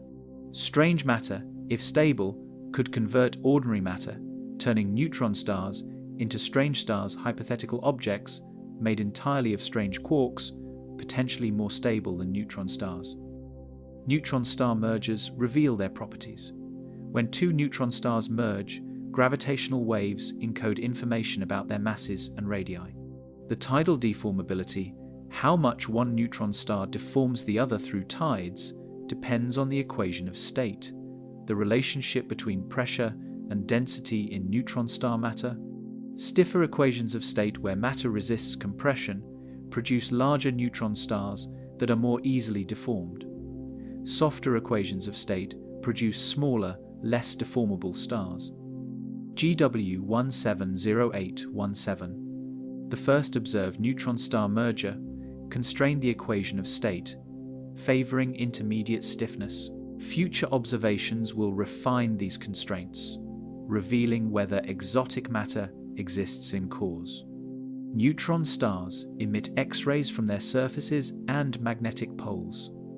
Surface temperatures are millions of Kelvin, producing thermal X-rays. Magnetospheric emission from accelerated particles produces non-thermal X-rays and gamma rays. Accretion onto neutron stars from companions releases enormous energy matter falling from infinity impacts at half-light speed, heating to tens of millions of Kelvin and emitting X-rays observable across galaxies. X-ray binary systems, where a neutron star accretes from a companion star, are among the brightest X-ray sources. Some, like SCO-X1, outshine their host galaxies in X-rays. Accreting neutron stars sometimes produce thermonuclear explosions. Type 1 X-ray bursts, when accreted hydrogen and helium ignite in runaway fusion on the surface, releasing 10 to the 39th ergs in second. Neutron stars are bizarre, extreme objects. A teaspoon of neutron star material weighs 10 million tons. Their magnetic fields rip apart atoms. They spin hundreds of times per second. Gravity is so strong that light is bent, allowing observers to see more than half the star's surface simultaneously. Time dilation causes time at the surface to pass 30% slower than at infinity. These are not abstract concepts, but real, measurable effects, observed in neutron stars throughout the galaxy. We live in a universe where such objects exist, stellar remnants so extreme that they challenge intuition and push physics to its limits.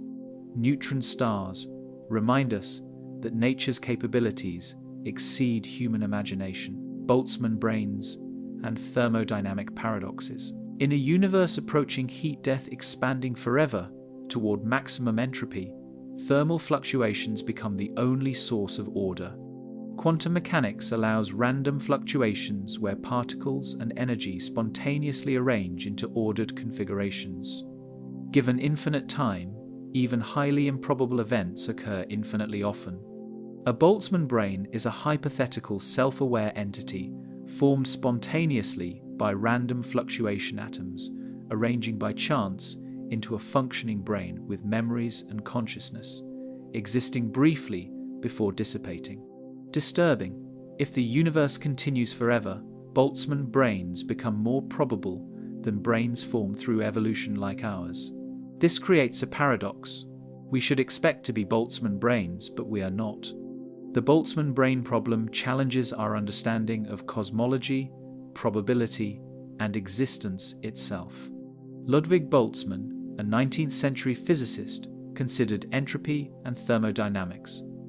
The second law states entropy increases over time. Systems evolve toward disorder. But if the universe reaches maximum entropy heat death, how can we observe low entropy ordered structures like galaxies, stars, and life? Boltzmann suggested that in an infinite eternal universe at equilibrium, occasional random fluctuations decrease entropy locally, creating ordered regions. We live in one such fluctuation. But the argument has a problem. Minimal fluctuations are exponentially more probable than large ones. A single brain with false memories of a universe is more probable than an entire universe with real history. This leads to absurdity. We should expect to be minimal fluctuations Boltzmann brains. The probability of forming a Boltzmann brain depends on entropy. Forming a human brain 10 to the 26th atoms, arranged in complex functional structure, requires enormous improbability. But forming an entire universe with 10 to the 80th atoms, galaxies, stars, history, is vastly more improbable. In an equilibrium universe fluctuating randomly, the ratio of Boltzmann brains to universes is astronomical, perhaps 10 to the 50th to 1 or higher. If typical observers are Boltzmann brains, we should conclude our memories are false, our universe illusory, and we will dissipate in the next instant. But this is absurd, a reductio ad absurdum, suggesting something is wrong with the assumption. Either the universe doesn't continue infinitely, or it's not in equilibrium, or probability calculations are incorrect. Modern cosmology revives the problem. If dark energy causes eternal accelerated expansion, the universe approaches a de Sitter state, an empty, expanding spacetime with positive vacuum energy. De Sitter space has a temperature, the Gibbons-Hawking temperature, related to the event horizon. This temperature allows thermal fluctuations. Over infinite time, fluctuations produce Boltzmann brains, entire galaxies, or universes. Calculations suggest that Boltzmann brains dominate, they form more frequently than observers evolving in galaxies. This implies we are likely Boltzmann brains, contradicting observation. The paradox forces reconsideration. Maybe dark energy isn't constant, maybe the universe has finite lifetime, or maybe the application of probability in cosmology is flawed. The paradox hinges on probability measure in infinite universes. If the universe is infinite and eternal, how do we count observers? Standard probability counting outcomes and forming ratios breaks down when numerators and denominators are both infinite. Different ways of regulating infinities, cutoff schemes, weighting by proper time, weighting by volume, give different answers. Some measures make Boltzmann brains dominant, others make them negligible. The lack of consensus on the correct measure means the Boltzmann brain problem might be an artifact of improper probability application rather than a real physical issue. But this is unsatisfying. Cosmology should provide consistent, testable predictions. Proposed resolutions vary. One approach argues the universe has finite lifetime, perhaps a big crunch, vacuum decay, or some other termination preventing infinite fluctuations.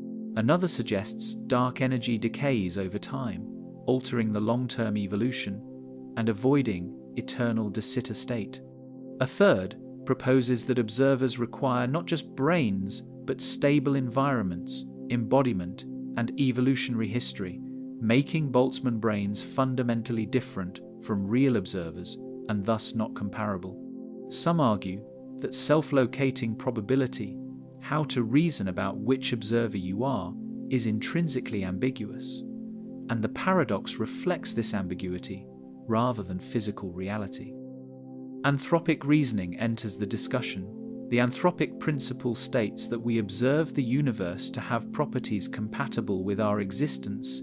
If conditions were different, we wouldn't be here to observe them.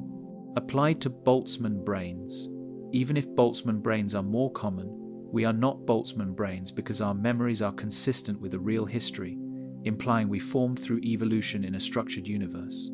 But this reasoning is questioned. How do we verify our memories are real? A Boltzmann brain could have false memories of a consistent history. Anthropic arguments, while intuitive, lack rigorous formulation, making them slippery and unsatisfying as solutions. Experimental tests of the Boltzmann brain problem are impossible. We cannot observe the far future directly, cannot count observers across infinite time, and cannot verify whether we are Boltzmann brains or real. The problem is fundamentally about cosmology's theoretical foundations, how to apply probability, how to reason about infinite universes, and how to define typicality among observers. It reveals deep issues in combining quantum mechanics, thermodynamics, and cosmology. Until these issues are resolved, the Boltzmann brain problem remains an open question, a reminder that cosmology, despite successes, rests on assumptions not fully understood.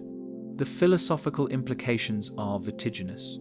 If Boltzmann brains are more probable than real observers, our existence as real observers is surprising, requiring explanation. Either we are not typical, we live in a special time and place where real observers exist, or our framework for understanding probability in cosmology is wrong. The problem challenges materialism and physicalism. If reality can fluctuate into existence without cause, what does existence mean? If our memories could be false, created by random fluctuation, how do we trust knowledge? The Boltzmann brain problem is not just academic, it cuts to the core of epistemology, the nature of reality, and what it means to be conscious observers in a universe we barely understand. The Boltzmann brain problem is a cosmic nightmare of a different kind, not physical catastrophe, but intellectual and existential crisis.